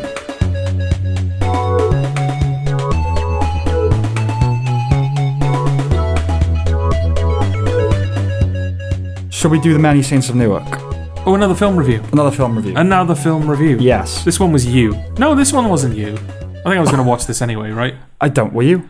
Well, here's the thing. Yes. The Many Saints of Newark is a prequel to The Sopranos. Yes. The TV show known as The Sopranos. For anyone who doesn't know... Right. Well, you know. Yes. You do know. It's The Sopranos. It invented television, basically. Right. Now, we haven't really brought up The Sopranos on the show before, right? I don't think so, no. Maybe passingly. We've never really talked about it. Yeah, well, I mean, you have a very high opinion of the show, right? Yeah, it's basically that and Breaking Bad. Yeah. Best shows ever. Best shows ever made. And one of the first shows that we watched together was The Sopranos. So we have a bit of a history with it. So for that alone, like, we were going to give The Many Saints of Newark a shot. Yeah. But also, David Chase, original creator of The Sopranos, was writing it. Yes. So it's like, oh, okay. That's got to be worth... Well, yeah, I mean, I have a high opinion of him because of his, not even humility, just almost disregard for the show. The fact that if you read any list of the great shows of all time, it is invariably 1 or 2. It's never below 2. Yeah. It's 1 or 2. It's either The Simpsons, if they go in that direction, The Wire, or The Sopranos. Yeah. And now Breaking Bad. And now Breaking Bad, yeah. But it's always there. And he never had a high opinion of it. No. So I wanted him to be a filmmaker. I've compromised and I write for TV.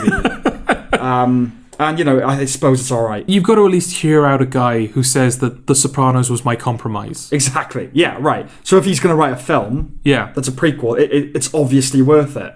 Artistically, creatively, all the rest of it. Yeah. Was it, Jordan?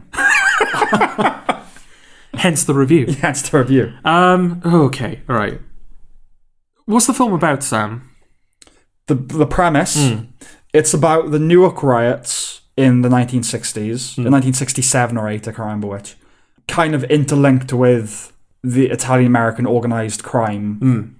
The main character is Dickie Moltisanti, who's the father of one of the main characters in the original series, who we knew to have passed away. Yeah. Whose death was often brought up. Yes. Right? Yeah. They shot outside his house, carrying like a TV, something like that. Yeah. For the Christopher the son to watch television, a TV tray or something like that. Yeah, he's the main character, and basically there are just a bunch of Sopranos characters in it. That's the premise. That's the plot. Yeah. So you said that it was like you wanted to do a film about the riots. You always want to do a film about the riots, and he liked the idea of connecting that with organised crime. And then I guess just it's set in Newark, organised crime. I did that. Yeah. I'm obviously going to do a Sopranos prequel. Right. That's obviously the direction this is going in. And then every producer within like a 5-mile radius went, "You're doing a Sopranos. What do you want? What do you need?" Mm-hmm. Yeah, right. So I don't know. It seems almost flippant. From the way it's told, his decision to make this a Sopranos prequel seems like a flippant one. Mm-hmm. It's like he kind of went, "Oh yeah, The Sopranos, yeah, I can connect it to that." Right. I suppose my first question would be, do you think that's telling, given his relationship with the show? The fact that he seems so, just kind of like, oh, I did The Sopranos, yeah. Right. Oh, yeah, it's a thing that's there. It's not something I'm into, but people seem to like it, so that's good for them. Yeah. Yeah, do you think that's kind of the flippancy with which this film seems to have been crafted? Mm-hmm. Do you think that's like reflective of his opinion of The Sopranos? I think, again, unless he's kind of become addled, I'm kind of hoping, because it was co-written, wasn't it? Yeah. That the other writer convinced him, you need to put Soprano stuff into it. More Soprano stuff. Yeah. People are going to really like the Soprano stuff. Yeah. But there's not enough of anything else to make it worthwhile. No. Well, it's worth saying this is not a film about the Newark riots. Not at all. No. They pop up. Yeah. Yeah. That's sort of the first act. And then the second and third act is just what happened to Dickie Moltisanti. Yes. Like I think at some point they just stopped bringing up the riots, right? Yeah. Yeah. It becomes a proper prequel to The Sopranos. It becomes a Tony Soprano origin story, kind of. Somehow. Well, no. Yeah. It like... It's trying to be that. Is this where we bring back the carpet remnant world comparison? Sure. Like at the end of the film, they go, "Oh, it was a Tony Soprano origin story all along." Right. And we're supposed to go, "Oh, it was a Tony Soprano origin story all along." The theme music.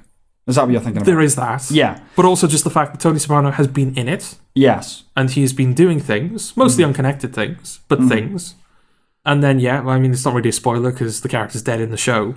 Yeah. But yeah, Dickie dies, Tony is at the funeral, and then they have like a non-diegetic moment. Yes. That combined with the music seems to suggest Tony Soprano has now been brought into existence. Yeah. This is when Tony Soprano was born, quote unquote. Well, Chris narrates the film. What's that about? I don't know. I honestly don't know. I guess because his father is the main character, and he knows Tony. He's like and it's like we're watching the origin story of a guy that killed him. And so that would be an it's sort of Sunset Boulevard-y kind of because the narration is post-mortem. Yeah. Because when we see young Tony Soprano, Chris is like, there he is, the guy that killed me. Yeah. Okay. And then he like introduces his father and like there's some stuff as they get older. And then the narration just stops. Yeah. And then it pops up at the very end and he's like, oh yeah, he killed me and now he's the guy who's going to kill me. Right. Yeah. I didn't like it. No. I didn't like the film. It's too much Sopranos. It might be better appreciated if you don't know the series at all. Because there are going to be things that are like meant to be winks and references. Yeah. But not the way you would miss anything from not having seen the show. And yet, is this film even worthy of watching without The Sopranos? Yeah. No. If this was in no way connected to The Sopranos, would it even be a film worth acknowledging? No. No. That was kind of going to be the final point. Yeah. Well, the cat's out the bag now. We don't like the Many Saints of Newark, so whatever. It's so Italian-American mobstery.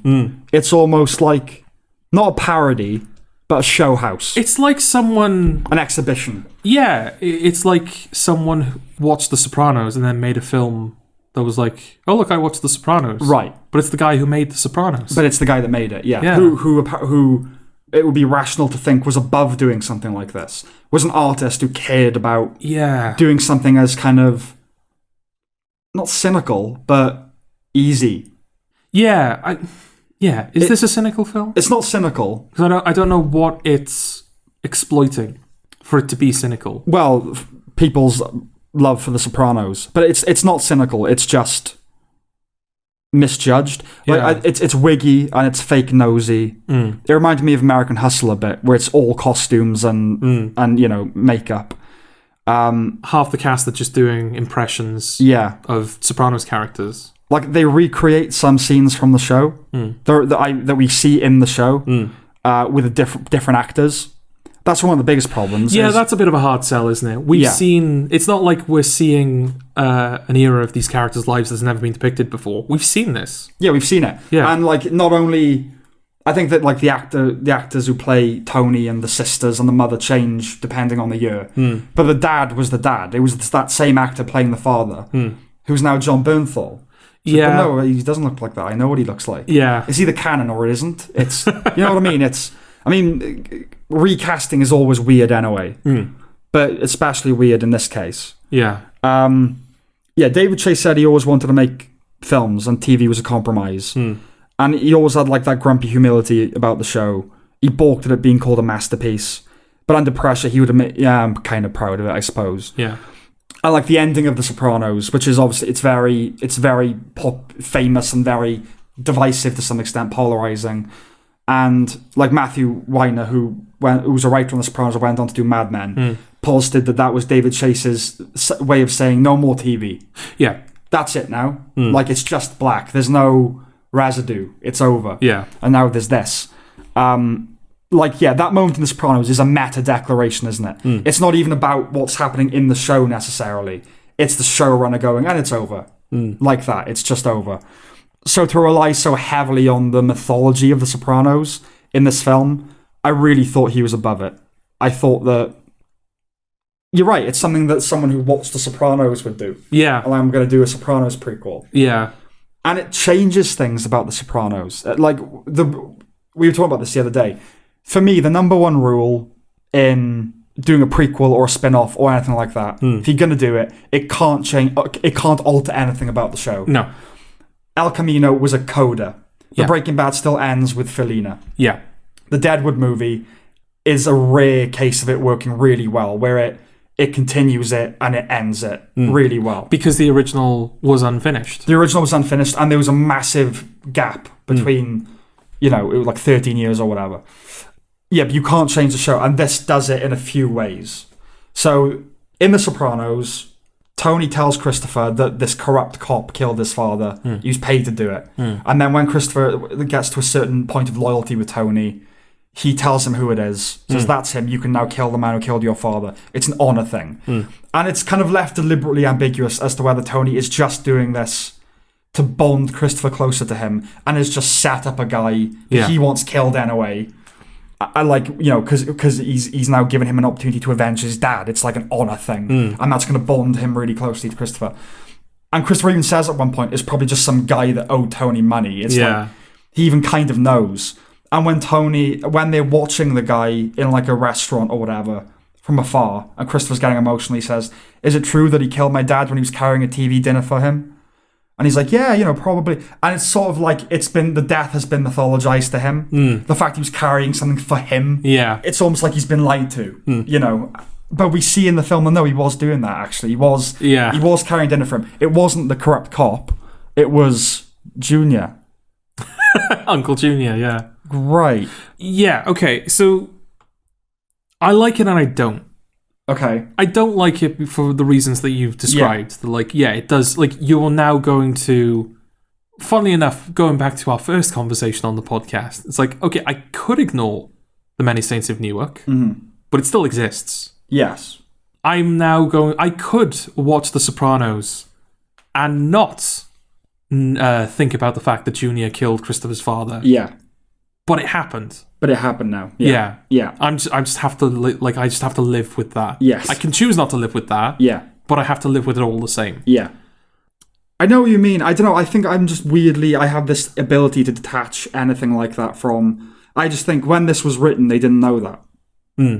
So it actually doesn't count. Do you know what I mean? Right. It's weird. That's the way I have to think about it. The Sopranos is still The Sopranos. Yeah. You know what I mean? Like, When I say this tarnishes it, I was going to say, when you say it changes it, you're not saying it ruins it. It doesn't ruin it for me, but I understand why it would for a lot of people. Yeah.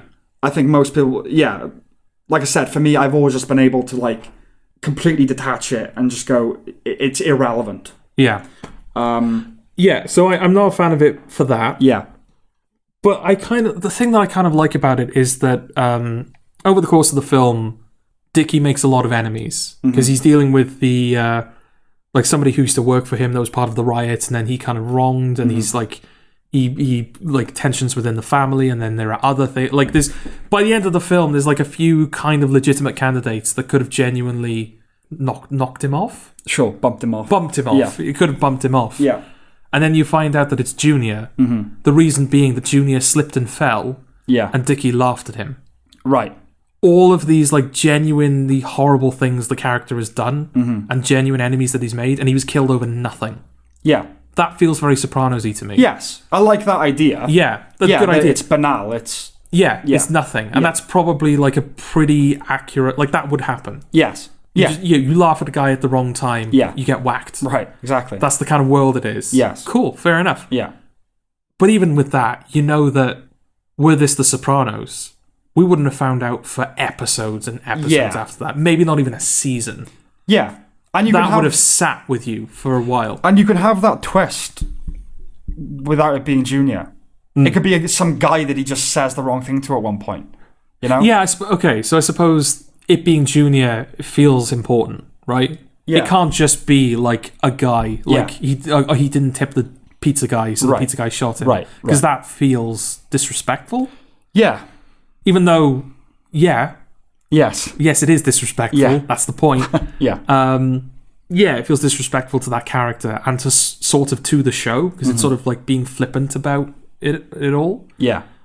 But yeah, the fact that it's Junior, it's like somebody we know, and it's like a character that we don't like. Yeah. Because Junior's typically not... Well, he is and he isn't. He has his moments, but... But he's funny, that's the thing. Yeah. Yeah. Oh, yeah. Your sister's cunt. Right. Yeah. He says it once, maybe twice in the show. Yeah. And now it's his catchphrase. He says it like 3 times in the film. Yeah. Emblematic of like what we don't like about... Right. The fact that it's, you know... Leaning so heavily on what we know. There's like... Okay, maybe it's like supposed to be this cheeky little reference for the fans. Yeah. But it's... Again, it feels like something that would be done without the creator's involvement. It's something that you do to kind of like, oh, look, I'm paying respect to the material by imitating it. Yes. But it's the guy who... you know what I mean? Yeah. I think the one thing I liked in the film was Dickie killing his dad. Yeah. Because that seemed like that's proper taking the world and building off of it. Rather than compromising what you'd already built. Yeah. Again, though, Dickie killing his dad... Yeah. If this were The Sopranos... There would have been episodes, potentially seasons of build-up to that. Yeah. And this would have been this massive cathartic release of violence. Like a proper oh shit moment. Yeah. Whereas in the film, it's sort of just the end of Act 1. Yeah. It's like, okay, it's still like a moment, it still lands, but I think that's sort of like, that's another problem with this film, right? It feels, I don't know what you thought, it felt kind of meandering to me. Pointless. Yeah, certainly pointless. Yeah, as in like, I don't know what the story really was. I don't know what it was trying to get across. Yeah. Maybe it was trying to be slice of lifey. Which The Sopranos kind of was. Kind of is, and like Goodfellas kind of is, but those things, they still have a forward momentum. And this doesn't. Yes. Yeah. But it's kind of interesting that you bring up Goodfellas, because I was going to say that it does, like, it's kind of meandering. Like it's trying to do The Sopranos. But in 2 hours as opposed to 60. Right. And you can't. Because The Sopranos is too... This film is like, it's too... Yeah, it's just not paced right. So when you're trying to do like the disconnected, like there's just a scene where Tony starts a gambling operation in a school. And in the grand scheme of things, it's another step on the road to becoming a mafia boss. Yeah. But in the moment, it's just a fun side tangent. Yeah. That's 2 shots. Yeah. It's a very abridged... Like, that would have been, again, like the beat plot of an episode. But it's 2 shots in the film. It's very glib, the film. Yeah. It's very glib. It's very... Like, there's that moment where they're having dinner and Junior says, oh, he doesn't have the makings of a varsity athlete, which is something that Tony brings up a lot in the show. Yeah. There's loads of little things like that, like, oh, we got to get it all in now. All the things that they refer to in their history have to happen in this very concentrated amount of time. Yeah. That's what I love about Fargo season 2, which is we know that Molly's mum dies, and in the penultimate episode, she collapses, and then she doesn't die. Yes. It's like, no, it's not like all of history happened in this very exactly, tight time frame. But that is the case in The Many Saints of Newark. Oh, the fucking baby Christopher crying around Tony. Oh, yeah. And then the woman's like, babies know things. Right. Also, a lot of the reviews have said, like, oh yeah, Michael Gandolfini really evokes his father. He doesn't. He doesn't. He doesn't really. Has he got a lisp? He might have a little lisp, yeah. Yeah. He's just there. Yeah. He's not a bad actor. It's not like embarrassing. No. But he's just there. And then Carmela's in it, because of course she is. Oh, yeah, for like a shot. Yeah, for a shot. I found out that they filmed an opening with Edie Falco that they just dumped. Oh, right. And they haven't said what it is. But it's obvious what it is, isn't it? What was that? Tony's grave. Oh, yeah. The way they start. Oh, because the graveyard. Yeah. It was his grave. Obviously, it was. Yeah. And then the film was building up to that. But then, obviously, someone went, oh, maybe we shouldn't actually say that he died in the finale. We shouldn't ruin the ending of The Sopranos. Even though I think that's the interpretation both of us have. Oh, yeah. The prevailing interpretation, right? It's still the ambiguity. That's the point. Yeah. Yeah, I don't want to... But what else would it be? It's bound to be that, isn't it? Yeah. Her going to visit his grave and then... At least they had the sense not to do that. Yeah. I think the point I was going to make about the pacing is, it's too... There's not enough time to have that very deliberate slice of life pacing and energy that The Sopranos had. Maybe this film would have benefited from being more like Goodfellas. Yeah. Where Goodfellas is... It's 30 years, and it moves along like a cheetah. Like you just... From the next thing to the next thing to the next thing to the next thing. Yeah. And yet it still somehow manages to paint a picture of this guy. Yeah. Like a day in the life of... Yeah, it's a day... You kind of know what his life was like. It's a day in the life film, but it's 30 years. But it's 30 years, yeah. But it evokes the milieu of what it's like to exist in that. Yeah. Even though it propels forward through... Oh, what's the quote? I can't remember what the quote is. It's something like... What, from Goodfellas? No, not from Goodfellas. Oh, I don't know. I don't know what it's in reference to, right. And I don't know who said it. But it's something like... you can't show the audience 30 years of somebody's life... But you got to make them feel like they've seen 30 years. Yes. Something like that. I think that's from a documentary, isn't it? Something like that. Yeah. No, and like, some of the actors playing versions of the characters are okay. Vera Farmiga's okay. Yeah. But with a big fake nose. Yeah. Clearly fake nose. Corey Stoll's alright. Corey Stoll's okay as Junior. But I've seen Junior young as well. Yeah. And it's a better young Junior in the show. Right. Because it really looks like him. Yeah. John Magaro, who plays Silvio, gets his mannerisms right. But it's like cosplay. It is someone doing an impression. Yeah. And I don't know, it depends how you look at it. But he's balding, isn't he? The implication being that he's been wearing a wig in the TV show. There's something like that which changes the TV show. I can live with. Because that's funny. It's funny now thinking that Silvio's been wearing a wig this whole time. Yeah, that's good joke. But, Pussy's in it as well, isn't he? And Paulie, for some reason, played by Billy Magnuson, not doing anything poorly. No. About it. Yeah. And it ends with the theme song as Tony looks down at the casket of Dickie, and it starts to play the theme song from the show, which is meant to be this haunting and exciting moment. And it isn't. Is it? It's that's another little good example of... I remember David Chase saying in the commentary of the pilot, I wanted a different song to start every episode. Yeah. But the executives convinced me that when people are in the other room, they need to hear The Sopranos is on. But it always felt like a grumpy compromise again of like, oh, whatever, fine. Yeah. It's TV. Yeah. But now he's put it in the film. Yeah. And it's like, So did he come around to it, or is this a compromise again? It all feels like one big compromise. And it makes you think, what did he want to do a film about? Yeah. Because it's not about the riots. No.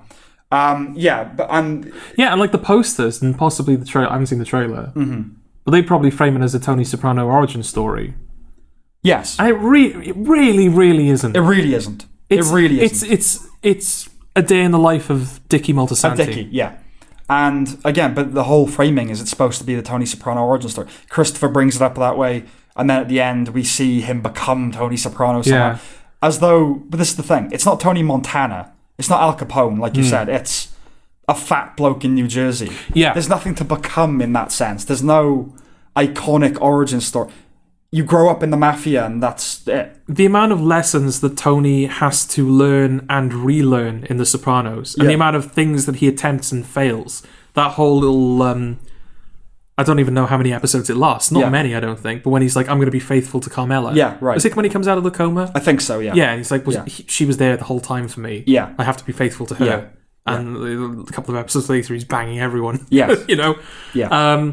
Yeah, and like the amount of conversations he has with Melfi where it seems like he's made a genuine breakthrough and then he just doesn't stick to it. He's just back to being the same guy. Like a person. Yes. Like real life. Right. Yeah, so it's weird that he's given this kind of origin story moments like Tony Soprano was born. Yeah, it's imposing movie stuff to what was supposed to be life. A show that was life. It's sort of... You said the reason you could never rewatch it is because they were real to you as far as you were concerned. Yeah, and I know that might seem like a weak excuse, but it does feel like when you're watching The Sopranos, it really does feel like you're kind of experiencing their lives alongside them. Yes. So to sort of go back and re-experience that, to just kind of watch The Sopranos again, to me it kind of ruins the magic of it almost. Because like, oh yeah, this isn't just people's lives. It's like a thing. Yes. A constructed thing. It's a constructed thing. And I know that is me being a bit precious. I'm sure I could sit down, watch The Sopranos again and go, oh no, this is actually a very good show. Of course, yeah. But yeah, it's... it's like, see how he became Tony. No, it's a fat bloke in New Jersey. That's it. Yeah. There is no how he became. What is Tony Soprano? The whole show is like, what is Tony Soprano? Yeah, exactly. Who is he? Well, that's like us. What would be our origin story? There isn't. It's like, we just had like a life. Yeah. And then we became who... There is no defining thing. Other than this is the present. Yeah. This is the thing that's happening now. Yeah. Who's to say that this isn't just part of the origin story?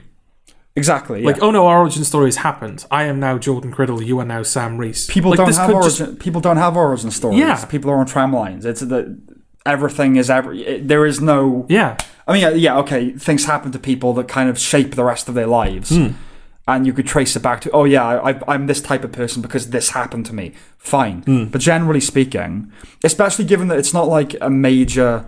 Tony's already in the life. His father was doing. It's not like the death of Dickie now made him what? Want to be a captain in... Yeah. It's not like... It's not this... Yeah, they have like a pride about it. But it's not like a vengeance or like a... There's no motivating energy to it. There's no impetus because it's a job. It's just like they're just part of the mafia and they make the money they make illegally.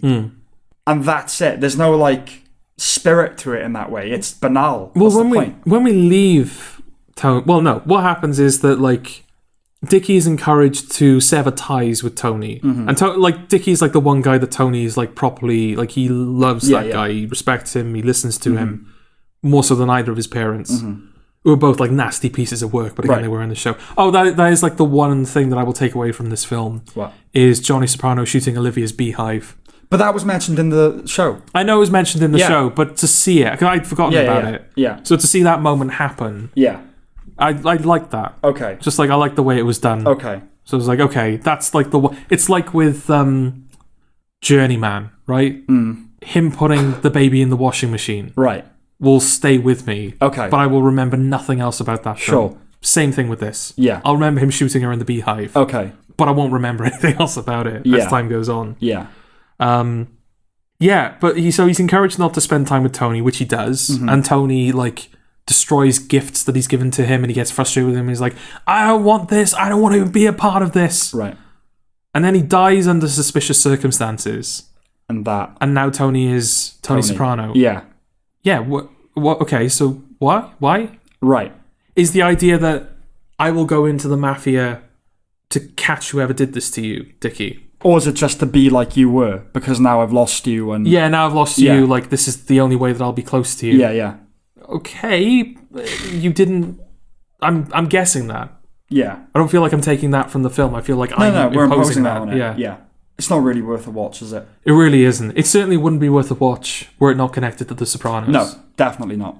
It'd be a middle-of-the-road, mediocre gangster film. Yeah. Okay. And I suppose that's, And that's that. I guess Dickie's all right. Yeah, Alessandro Nivola, it's a decent performance, but in the service of nothing, really. Yeah. Yeah. Okay. Okay. We got one last review. One more review. Okay. It's not a film review. It's not a film review. It's a TV review. Okay. Yeah. You know what it is. I don't know why. I feel like I have to be the guy that's like, tell us. Okay. But you know what it is, though. I know what it is. Yeah. I would. Yeah, you would hope, given that I'm participating in the review, you'd hope I'd know what it is. Yeah. Midnight Mass. Oh, a spooky thing. A spooky thing. To end off the Halloween episode. Oh, yeah, that's about the Halloween episode, isn't it? Remember when, like, we were trying to get these released in a timely fashion, and we watched Midnight Mass and was like, oh, it's a shame it's not going to be on the Halloween episode. Yeah. And then weeks disappeared. Yeah. Like, oh, I guess it's... We might not make it to Halloween now. Yeah. Midnight Mass, then. Premise us, Jord. Premise you. Oh, dear. Okay. All right. Okay. Are we opening with a spoiler warning? Yeah, I would say so. Yeah. Yeah. The whole review, really. I'm putting the spoiler warning before the premise, even. Sure. Just don't listen.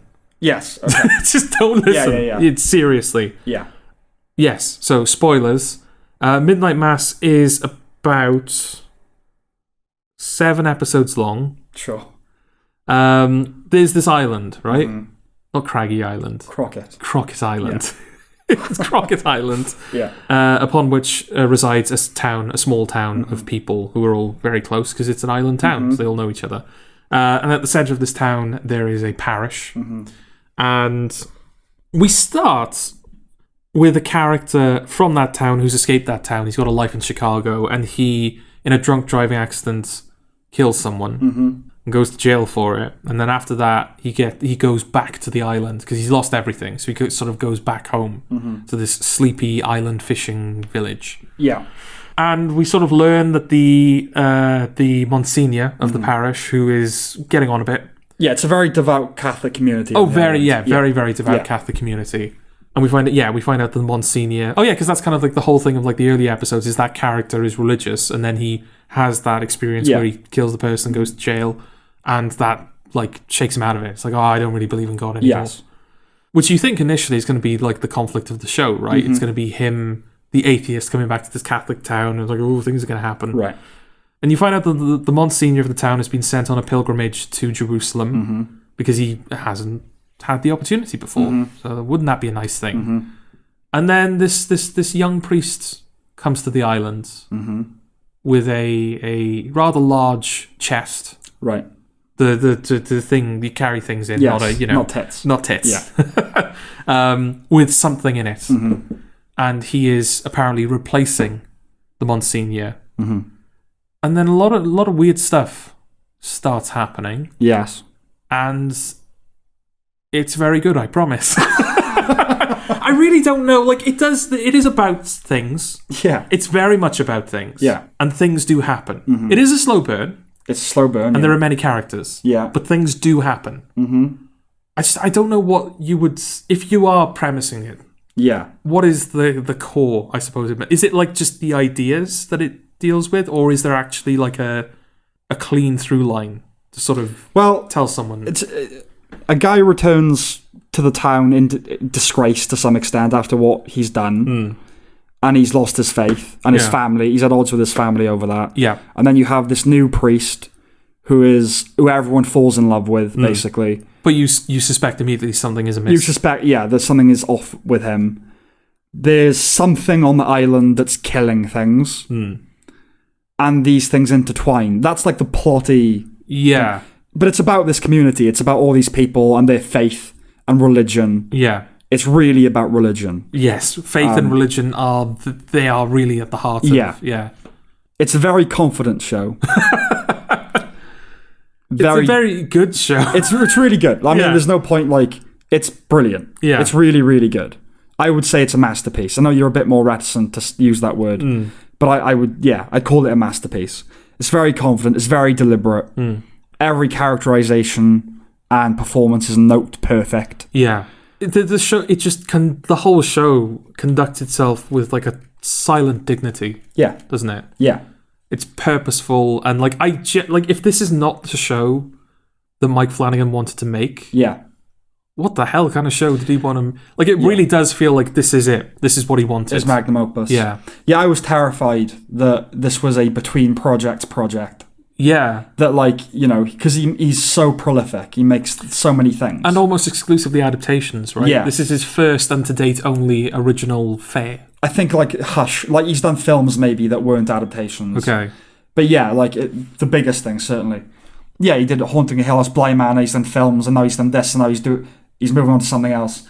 And we're like, oh, please let this have been the thing that he wanted to do for years and years. Yeah. And we found out the other day that is true. Oh, yeah, because your anxiety was, like they said to Mike Flanagan, oh, you know, you've made us all this money and you've done all these critically acclaimed things. Yeah. What do you want to do now? Yeah. You've total free reign. You can do whatever you want. And Mike Flanagan's just like,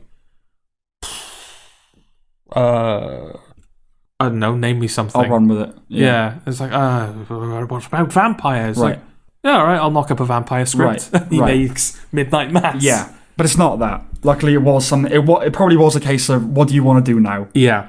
And he went, right, well, I have this passion project. Yeah. And yeah, years and years and years that he wanted to do it. And like, it's about, he grew up in a Catholic community and he became sober, like the main character. And I found out it's sprinkled throughout his earlier works as well. Midnight Mass. All right. So you know Hush? Obviously, he's married to Kate Siegel, who's the main character in Hush, plays the main character in this. And she's a writer, and she's written Midnight Mass, the book. Oh, right. And she gives it to her friend, who's played by Bev. Oh, right. Okay. And Bev gives her the book back. And says, I loved Erin and Riley. Okay. So this really has been on the boil for a long time. Yeah. And he said, like, putting it in those things was a way of keeping the idea alive to him over the years. Thank God. He kept the idea alive. He didn't just knock up phenomenal television. Yes, exactly. But also just thank God that he stuck to it. And then he really wanted to do it. You know? Yeah. I think someone said it's the best Stephen King story that Stephen King never wrote. Yeah. And it's very heavily Stephen King. Okay. Like Bev, I think, is modeled after a few Stephen King characters. Yeah. The town drunk called Joe, that's a very Stephen King thing. Yeah. Alcoholism and faith, and you know, very Stephen King. Islands, you know. Yeah, the first episode, it's those three kids on a bike, isn't it? They go to the They go to the upwards. Very like It kind of. You know, the Bowery. I kind of thought that's what it was. I don't know. Maybe because like early on in the show, you're like, oh, okay, it's going to go in this direction. It's going to go in that direction. Like you see the priest pulling the chest in. Yes. In the pouring rain, you're like, there's a dead. The Monsignor's dead in that chest. Right. Like you're trying to like outthink the show. Yes. But yeah, I thought like, is it going to be like about like Riley's younger brother, and it's going to be kind of about this teen story, and Riley's going to be this cautionary tale that kind of feeds in somehow. No, it's not about that. Oh yeah, you don't know anything about what it's like. Before I watched the show, I had a vibe that I was really going to like it. I don't know why. Just sometimes, I guess after you've watched 10,000 things. Is this where we address our impromptu cross promotion, or like early marketing for this episode? Yeah. The parasite problem? Oh, yeah. Yes. Yeah. Right, yeah. Yeah, you posted on your personal Facebook, thank you for making great television, like Flanagan or something like that. Yeah. And I was like, so it was the parasite problem. Yeah. And then we were like, stay tuned. And obviously nobody saw that. No kid. No one gave a shit. Yeah, the parasite problem being that, like, there's just something's about which I have a vibe. That I don't think Parasite or Midnight Mass, I saw a trailer. Literally just like... Yeah. I knew about them. But I think in both instances, I saw them before you. And that's the thing. You saw them before me. And the Parasite problem is, you can't tell me how good they are because you don't want to spoil that surprise. Yeah. But you not telling me is indicative of how good they are. Exactly, yeah. Yeah, I don't want to set any expectations. I don't want you to, like, It's like, no, find out for yourself. And you're like, the very fact that you're saying nothing is proof enough. Yes. Yeah, for some, I obviously have, like, there's a part of me that it's trying to discipline me in the sense of, if I get the sense I'm going to love something, I postpone watching it. And that's why you end up seeing these things before me. But I had that vibe about this, and it was a well-founded one. But that's the thing, like, all I knew was the poster, really, and that Hamish Linklater was being foregrounded. And it was kind of it was a priest, and so it was going to be priesty horror-y thing. Yeah. That's kind of all I knew. But when you're watching it, you have no idea where it's going. There's dead cats all of a sudden, like, right? Yeah. Okay. One of the biggest strengths of the show. Right? Yeah. Every twist, every turn, you genuinely, like, you figure it out seconds before the reveal. Yeah. Which is the perfect, exactly what you want as a creator. You want the audience to get it just before you reveal it. Yeah. So you can kind of enjoy the twist together. Shall we just say what happens now so we can talk about everything? Okay. Well, I kind of gave it away a little bit earlier, right? Vampire, you said. Vampire. Basically, this really, like, I don't want to spoil it for people who, I know we have a bias, like, if we think something is shit. Yeah. Like, we didn't say spoilers about Old, I don't think, did we? Well, what the fuck was there to spoil? No, but we did. We gave away the ending. But it's like, we have that bias of, if we think it's shit, we won't bother warning you. No. But why would we spoiler warning something we're not recommending to people? But you still have to do that. No. Because some people might want to go see it. Anyway. Okay. Well, I'll say it for this just because I really want people to watch it. Yeah. Do not listen if you don't want spoilers.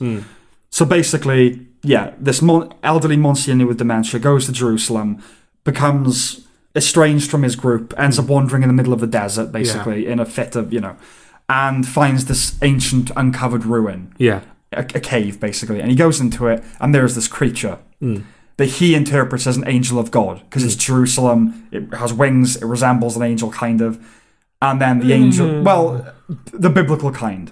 So when people think of angels now, they think of them in the white robes and the halo. Yeah. Actual biblical angels are fucking monsters. You know what I mean? They are. I've never quite got a good sense of what a biblical angel is supposed to look like. But you know what I mean? It's got that kind of... I know that they're not pop culture angels. They're not pop culture angels, no. It has like a divine creature vibe about it. Like a demon or something like that. Anyway, it attacks him and it feeds him its blood. Yeah. And he wakes up in the morning 60 years younger. Yeah. Healthy. Dementialess. Yeah, like rejuvenated, restored to the peak health. Yeah. And he interprets that as God, and he's going to take this thing back to Crockett Island and heal everybody there. He has a particularly personal motivation. Which is a sort of a late reveal in the show. A very late reveal. I don't think we need to talk about that. Okay. I don't know. Yeah, heal the island and hopefully heal the world. He's bringing miracles to the world, right? So he returns as the young version of himself that nobody recognizes. Yeah. Other than a woman who is also dementia-stricken. Yes. And he basically begins healing the town by putting the blood of this creature into the communion wine. And everyone starts, like, the guy who has a bad back, all of a sudden it's just kind of, the pain is gone. Girl in a wheelchair. Girl in a wheelchair can walk, that's the first big thing. Yeah. A woman who wears glasses doesn't need them anymore. Like, everyone's... And it sparks a religious revival on the island, because they all think this priest is healing them. Yeah.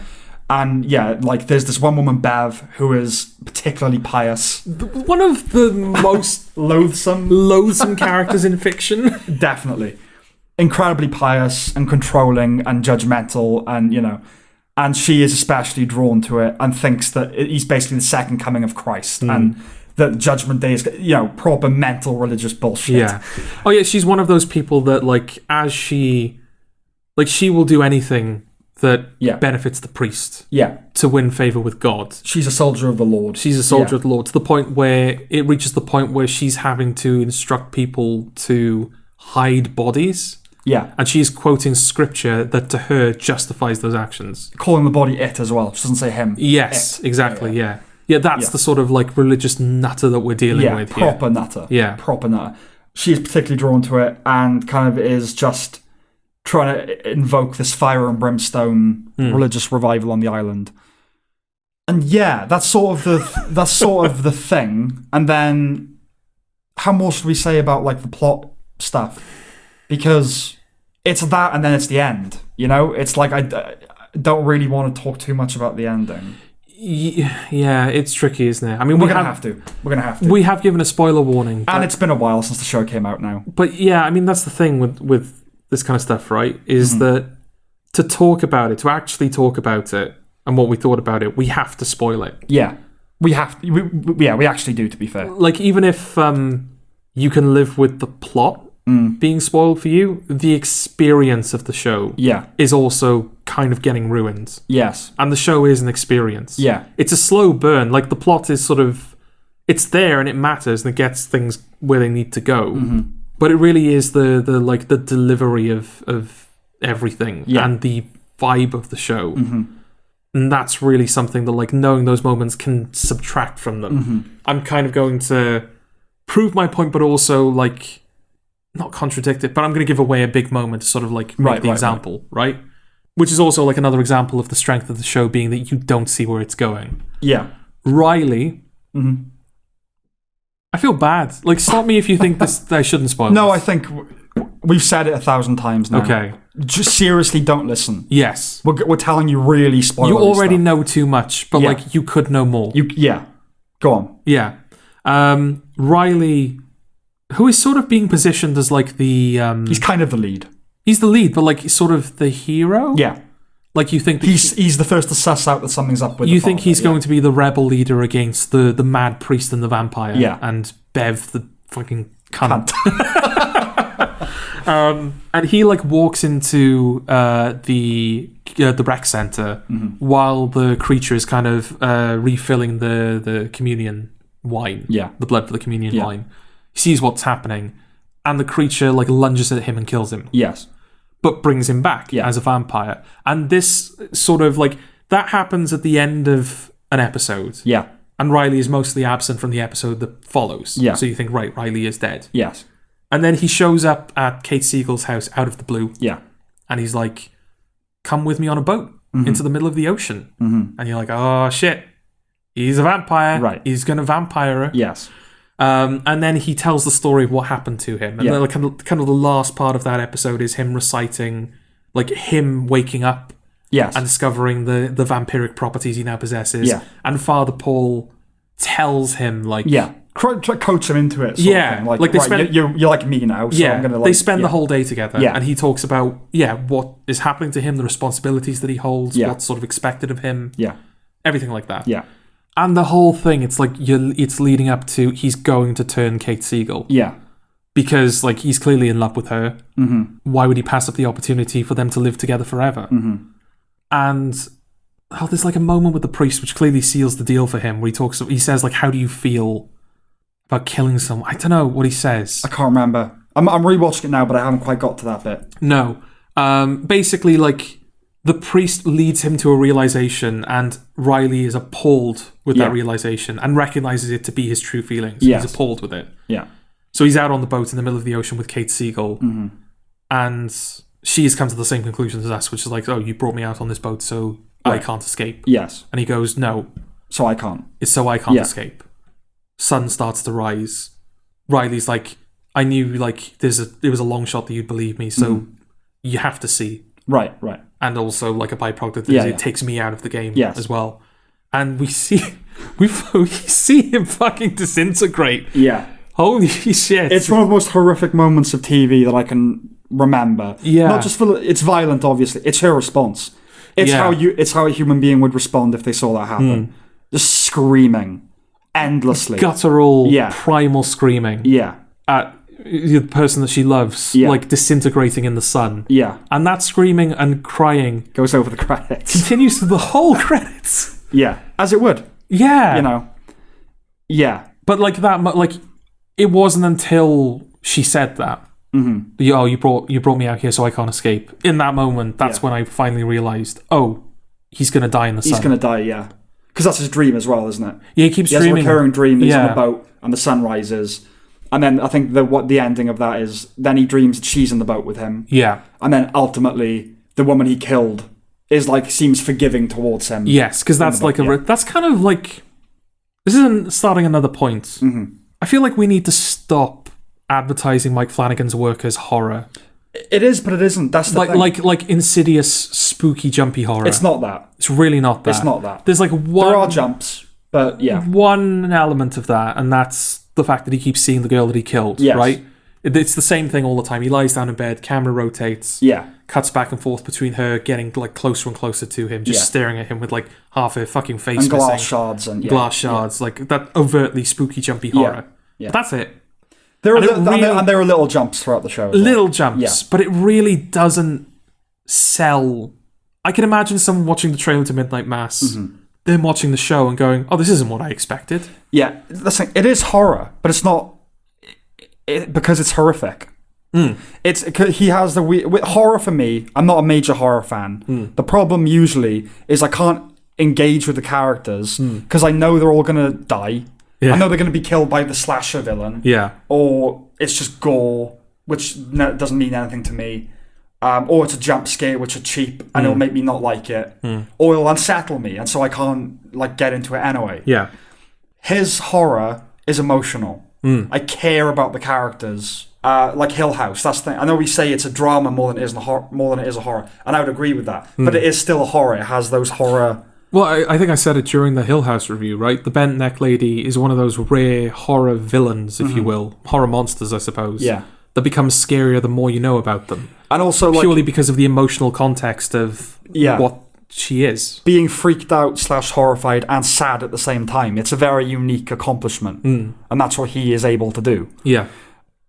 Yeah, that's a horrific moment. And then I think that for me was when I was like, right, I like the show a lot. Yeah. There are loads of milestones. So like the conversation that he and Father Paul have in episode 2. Oh yeah. Like that, okay. And then all of episode 5, but ending with that. Yeah, episode 5. Mike Flanagan likes his episode 5s, doesn't he? Yeah. And the reaction when he finally unveils the angel, air quotes, to all the people in the church, the way they respond to it is so real. Yeah.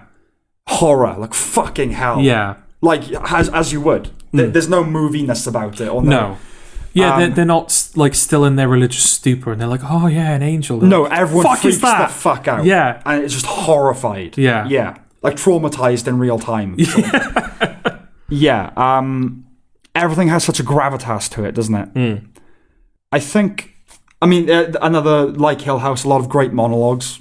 I think the biggest criticism I've seen is that it gets too monologue heavy toward the end. I personally didn't have a problem with that, but I can see why people would. The one instance of that for me was the sheriff's monologue to the doctor. Yes, about being a Muslim and working in the FBI. Fine monologue. Happy with the monologue. Yeah. And it says a lot about that character and it really helps contextualize him, especially since he's like one of the unambiguously sympathetic parties. Yeah. But I think it was at the wrong time. Okay. Because he's there, like she basically goes to him and says, look, the Theo, she's not called Kate Siegel. I keep calling her Theo. Yeah. Because of Hill House. She's not Theo to me. In the same way that I'll always call her Nell. Yeah. That I agree with, Yeah. But she's not Theo to you. No. She's just Kate Siegel? Yeah. Okay. I prefer her as Erin, that's the thing. I know everyone loves Theo. I don't like Theo. I like the performance, but I don't like Theo. Okay. I much prefer Erin. Okay. Yeah. Go on. Yeah, so she's not pregnant anymore. In fact, like the doctors are saying that like her body, it's as though she's never been pregnant. I took some blood and put it out in the sun and it fucking exploded. Yeah. Something's going on with the church. Right. Can you look into the church? And the thrust of the sheriff's monologue is you're asking me to investigate the church when there's clearly a bias against me. They hate me. They hate me. Yeah. And I know this because I've experienced this before in the wake of 9/11. So you're asking a lot of me, basically. Fine. Yeah. But it was just, I don't know, I just kind of thought, like, just, he seems unconvinced. Like, even though he knows Bev is clearly up to something, like, he knows that Bev poisoned the dog, as we all do. Yeah. Oh, yeah, that. Yes. Yeah. Like, it's a rough-looking dog. Yeah. Like, it's like a nasty, like, you'd approach that dog with caution. But it didn't deserve that. Oh, no, not at all. No. Yeah, she killed the dog. She killed that dog. Yeah. Which, again, like, if you did, if there was any ambiguity as to how you were supposed to feel about Bev... She kills a dog. She kills a dog. Yeah. I love that her surname is Keen as well. Oh, yeah. Yeah, like proper zealot. Keen by name, Keen by nature. Keen by nature. Yeah, but it's like, I don't know, just show him the blood. No, I know what you mean. I know, but I don't know, it's one of those things where I liked the monologue enough that I just didn't care. Do you know what I mean? Yeah, and I'm not saying that was a bad moment. Yeah. It just, like, it could have been... I don't know if there was a better placement for it in fairness, but it could have been avoided. Fair enough, yeah. I think my only... And I feel like, were you in that situation, you would show him the blood. Okay. Which would have... Like, you wouldn't have the monologue because of that. My only nitpick, and it's not really because I know why it's doing it, is it's not as nuanced about Islam as it is about Catholicism. And I understand why. It's a show about Catholicism. Yeah. And he's a Muslim. That's what makes him other. Yeah. And that character is very dignified Like he is the picture of dignity, he embodies dignity. Yes. So I get what they're doing, but it's kind of like Islam is decent, and that's sort of their presentation of it in the show. Yeah, not massive. Like it's not preachy. No, but I would have liked a bit of, well, maybe not, because the only character that says as much is Bev, which is there are a lot of violent stuff in the Quran. Yeah, and you're not supposed to. You're not really supposed to be with it, even if you agree with like aspects of what she's saying. You don't like the messenger. No, exactly. Yeah. Yes. I don't know. Yeah, maybe but that's it's a tiny nitpick, and it doesn't really affect the show. No, it doesn't. And I wonder if, maybe it would have benefited from also being kind of critical of Islam, because this is the thing. Like the show is 7 episodes long. Yeah, there's not an ounce of flab on it. Yeah. Like, you could say, like, oh, these characters, we could have spent more time with these characters, like the mayor's wife or Riley's brother or the altar boy, like the precocious altar boy. Yeah. Precocious, is that the right descriptor for him? Precocious? Yeah. Why do you say precocious? Oh, just because he's a bit, bit of a troublemaker, a bit of not precocious. Oh, I like to smoke the drugs and... Yeah, not precocious. Yeah, what's the better word for him? Mischievous? I don't know. I suppose, mischievous. Yeah. Like, could have spent more time with them. Yeah. Sturge as well, given the sort of, like, the fact that he's part of the main group of villains. Yeah. We don't really spend much time with him. No, not really. But again, there's only so much you can do. Yeah, and, like, there's not much in the way of filler. Well, and if this were a 10-episode show, there would be filler. Well, there's only... 7's a confident number, isn't it? Like, the thing with Islam is... I know it's going to sound like a bugbear of mine, because I'm bringing it up all the time. But what they do is fair enough, because obviously his son is been pulled into the Catholic revival because it's happening. He's seeing a thing happen. And the father's like, we have God already. You don't have to go there. So it's kind of doing that, and that's fine. And even what Bev says to him would have been fine had another character said it. But because it's her... Because I think she says, like, there's a lot of violent stuff in the Quran. And then she instantly goes, that's not a judgment. There's a lot of violent stuff in the Bible. God knows. In the Old Testament especially. It's a fair point. And I think maybe the show wants you to know it's a fair point. But it's because it's her saying it. Yeah. And had Aaron said it, it would have been okay. Yeah. She'd go, there is a lot of violent stuff, but there's a lot of violent stuff in the Bible. Anyway, so the actual point that it made was fine, just by the wrong character. Yeah, well, I was going to say, I don't know whether it was... would it have benefited for spending more time exploring Islam, just to kind of hammer home the point that we're not criticizing religion with this show, we're criticizing the people. Or we're not criticizing Catholicism, we're criticizing zealotry. We're criticizing exactly. Extremism, Yes. But I don't know, because that message comes across clearly anyway. It does. So it would be pointless. Yeah.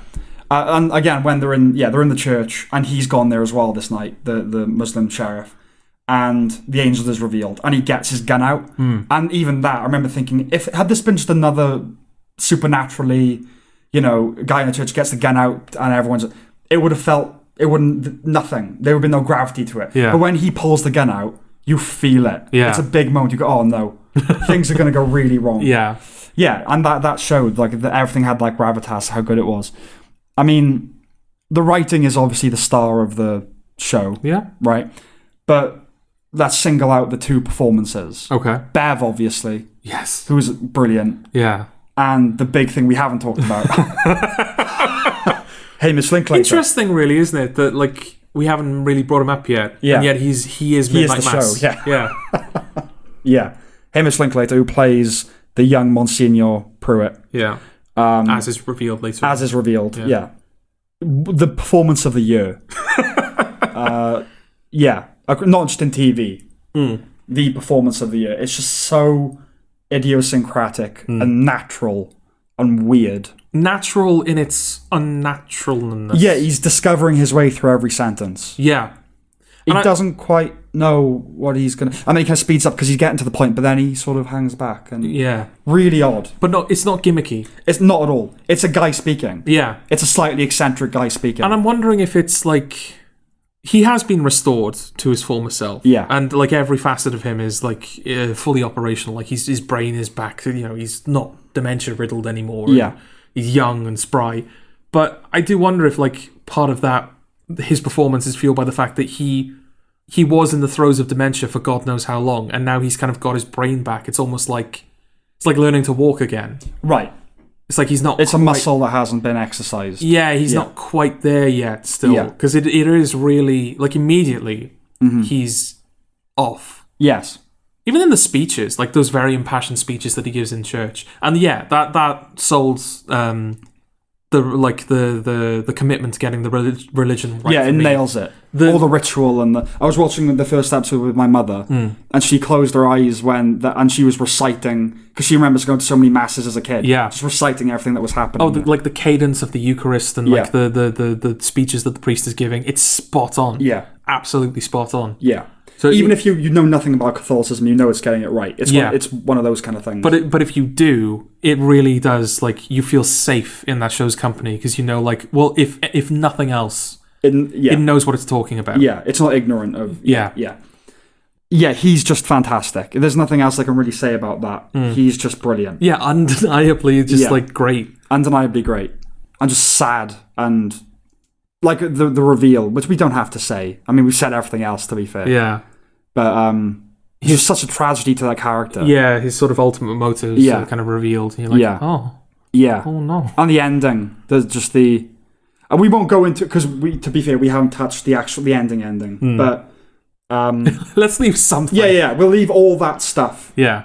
After the reveal of the angel in the church, we'll leave the final episode. Oh, I did have one point. Oh, you can make... It's fine. I just thought because we didn't have to. But there's a moment with Sturge, after doing heinous shit, when they realise that it's all for nothing and Bev's a charlatan and what are we doing? And then he walks up to the kid, who they haven't interacted. They have no relationship as far as we know. And he just says to me, all right? And he's like, I think I killed my mother this evening. Which just is like a line. I think I killed my mum this evening. And he's like, yeah, I think I've done some stuff I'm not proud of either. Will you forgive me, kid? I've just got emotional saying that there. When he says, will you forgive me, kid? Yeah. It's like anyone will do. Let's forgive each other. Yeah. We don't need that. We'll forgive each other. And that whole sort of like another facet of Bev's plan that we kind of learn about. Because not everybody on this island goes to church, even after the religious renaissance that they go There's through. 3 or 4 of them that don't go, Yeah, there's a few people that don't go to church, and they suffer the consequences of that. Oh, yeah. That whole speech that he gives. Yeah. It's like, this is what happened. And Bev was like, well, you know, if you just came to church, things would have gone better for you tonight. Right. Like, fuck you. Fuck you. Fuck you. Yeah. Fuck it then, we might as well spoil everything. Oh, okay. They burn the boat, because the plan is to get across the bay and start infecting before the world. that, he introduces the vampire to the people of the church. And... just remembering how horrific it is. Oh, yeah. In the best way. Yeah, did you get, like, Jonestown vibes? Yeah.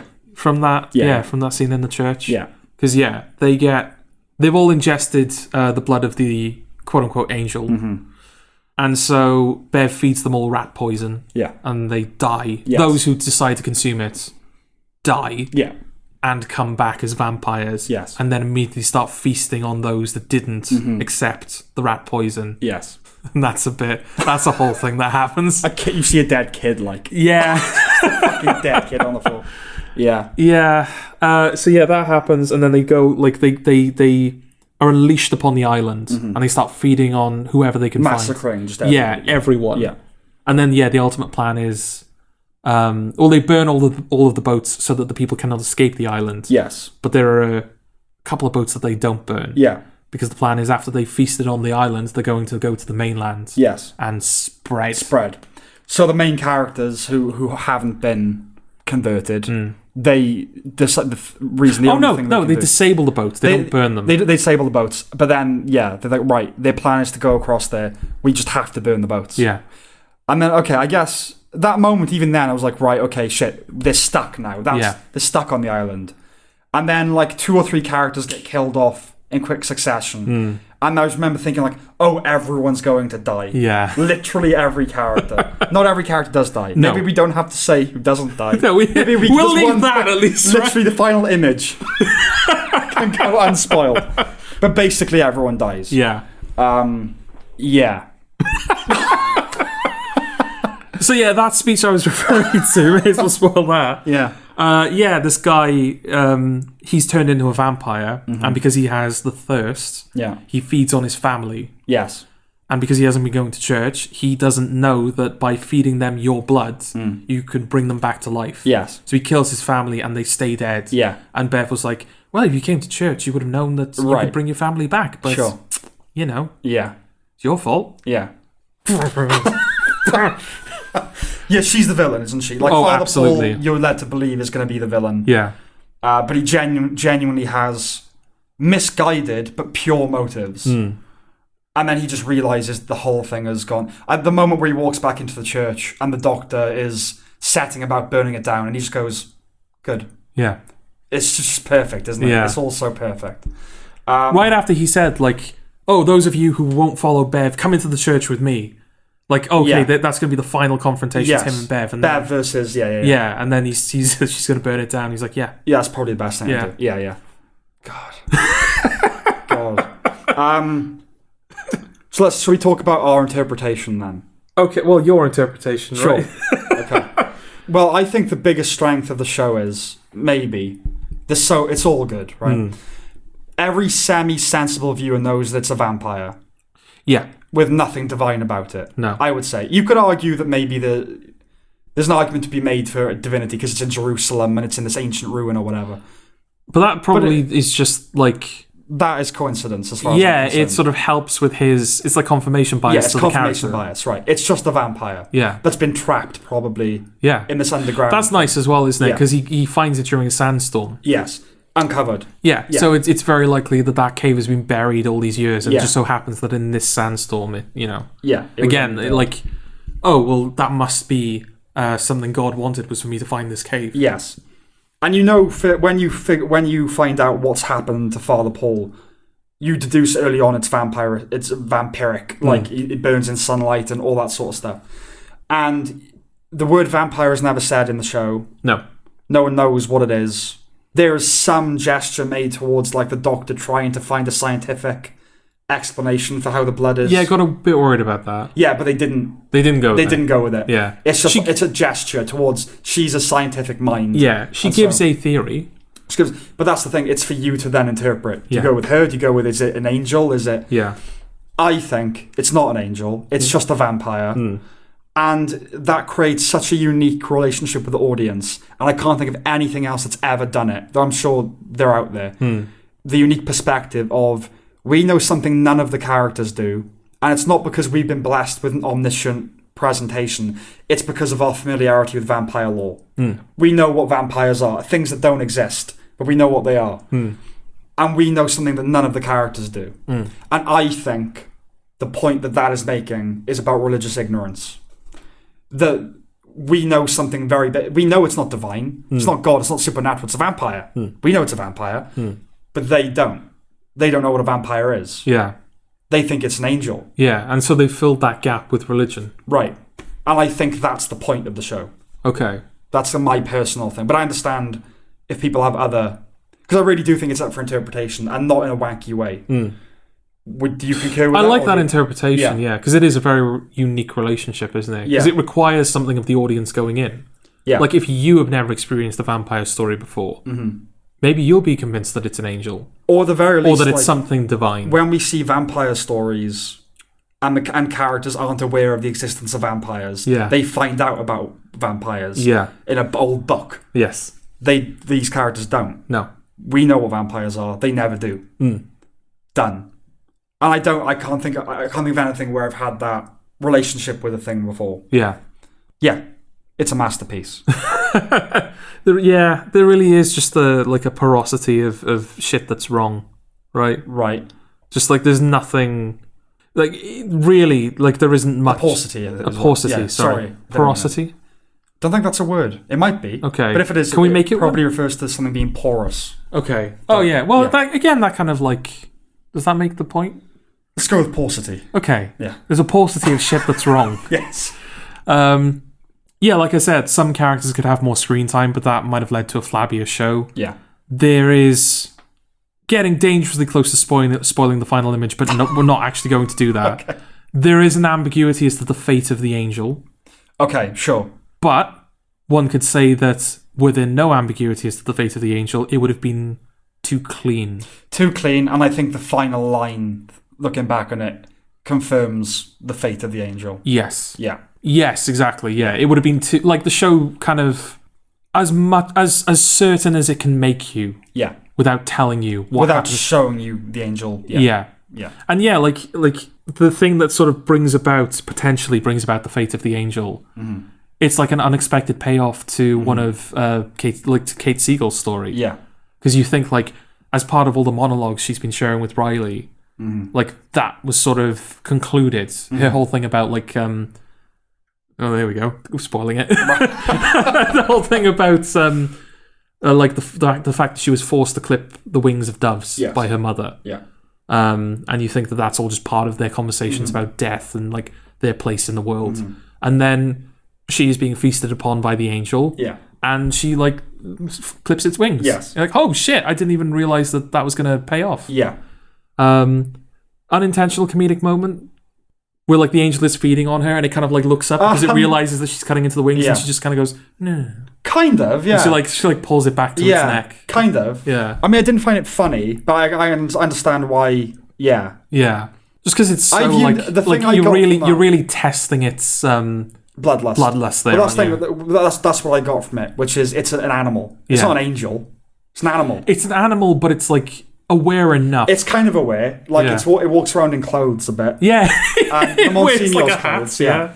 And it wears the like it like agrees to Pruitt's whole charade about walking in robes. And that's why a lot of people think, oh, it is an angel. It's an angel of death or something. I just think it's going along with something so it can procreate, basically. Yeah, it just has to spread its infection. An instinct. Yeah, it knows this is the best way to do it. Because is that part of vampire? Yeah, this is why I'm convinced it's a vampire. It fits too comfortably into the conventions of the vampire genre. Yes. But is that part of vampire lore that like you start out as just like a person who's a vampire, but over the thousands and thousands of years you're alive, you lose your humanity and you become just this animal? Maybe. I suppose the implication of the show is that this might be the only version of that thing. Okay. You know what I mean? Yeah. Because it hasn't happened out anywhere else in the world. At the very least, it's been in that cave for thousands and thousands of years. Yeah. So it might not be the original incarnation of whatever it was. Right. You know? Yeah. And that's why I know, I get why people think it's an angel, because it's not like there are loads of vampires or anything. It's this one thing. Yes. That was in this ancient ruin. Yeah. Know? But no, it's a beast. It's just, purely, it's... Exactly, And it's just like, oh yeah, this is what happens to it. It feels too... Yeah. But no, so it's very good. And I suppose if you did think it was an angel, you can't really see it being that easily... You can't just murk an angel. No, you can't. So, on balance. Because I was worried about that initially. I was like, oh, please don't leave it open for a sequel series. It would ruin so much. Yeah. But having rewatched it now, or rewatching it, there's no way. He did his thing. That show is over. Yes. Yeah, definitely. I think it's only ambiguous because of that. It's like, if it's divine, it's not going anywhere. But I think the final line... Which we are not going to. Which we're not going to spoil. Yes. The one thing. Yes. And again, it's such a brilliant line. It reminded me of the Deadwood final line. Okay. Which is, it kind of sums up the ethos of the show. We won't say what the line is. No. But to me, it's saying, thank God for no God, in a way. Okay. Do you know what I mean? Like, not necessarily that, but let's just stay human. Yes. Let's just be here with our frailties and our problems. Yes.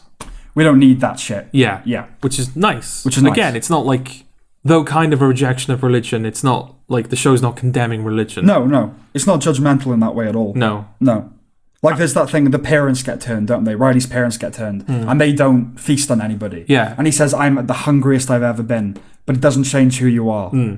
Like the people doing this. Yeah, which again is nice that it doesn't. Again, that might be like that could be seen as like a criticism of religion. Like if the vampire is a metaphor for religion, if you treat it as such, the fact that when people get turned, they just become these ravenous, thoughtless beasts. Right. It's like no, okay, we're kind of losing the nuance here. Yes. But no, the people can resist it. Yeah. They're not different. I have like one criticism, one tiny criticism. Right, go on. In a way, I'm kind of glad that it's like being, they're kind of saying it at the end after all of the praise we've heaped on the show, because it really does kind of, I hope it emphasizes just how little it matters ultimately. Yeah. Oh, I know what it's going to be. Yeah, I could tell that it was old age makeup. Yeah, I honestly couldn't. With the mother, you mean now? Yeah, she didn't sag properly. Yeah, I couldn't. I'll be honest, but you're not the only person who said that to me. Okay. Yeah. Because like, it's not like it ruined it. Because I didn't know why she was in old age makeup. It's not as if that revealed something to me that I wasn't yet supposed to know. Yeah. But I noticed it. Okay. And that's slightly unfortunate. Yeah. Okay. Especially given like the other use of old age makeup. Again, it's kind of like, oh yeah, that might be old age makeup. Yeah. But given it's really good. Given the actor underneath it, it's very well done. I didn't know. No, I didn't know. Yeah. Okay. That was Midnight Mass. That was Midnight Mass. Midnight Masterpiece. Ah, there you go. Ooh.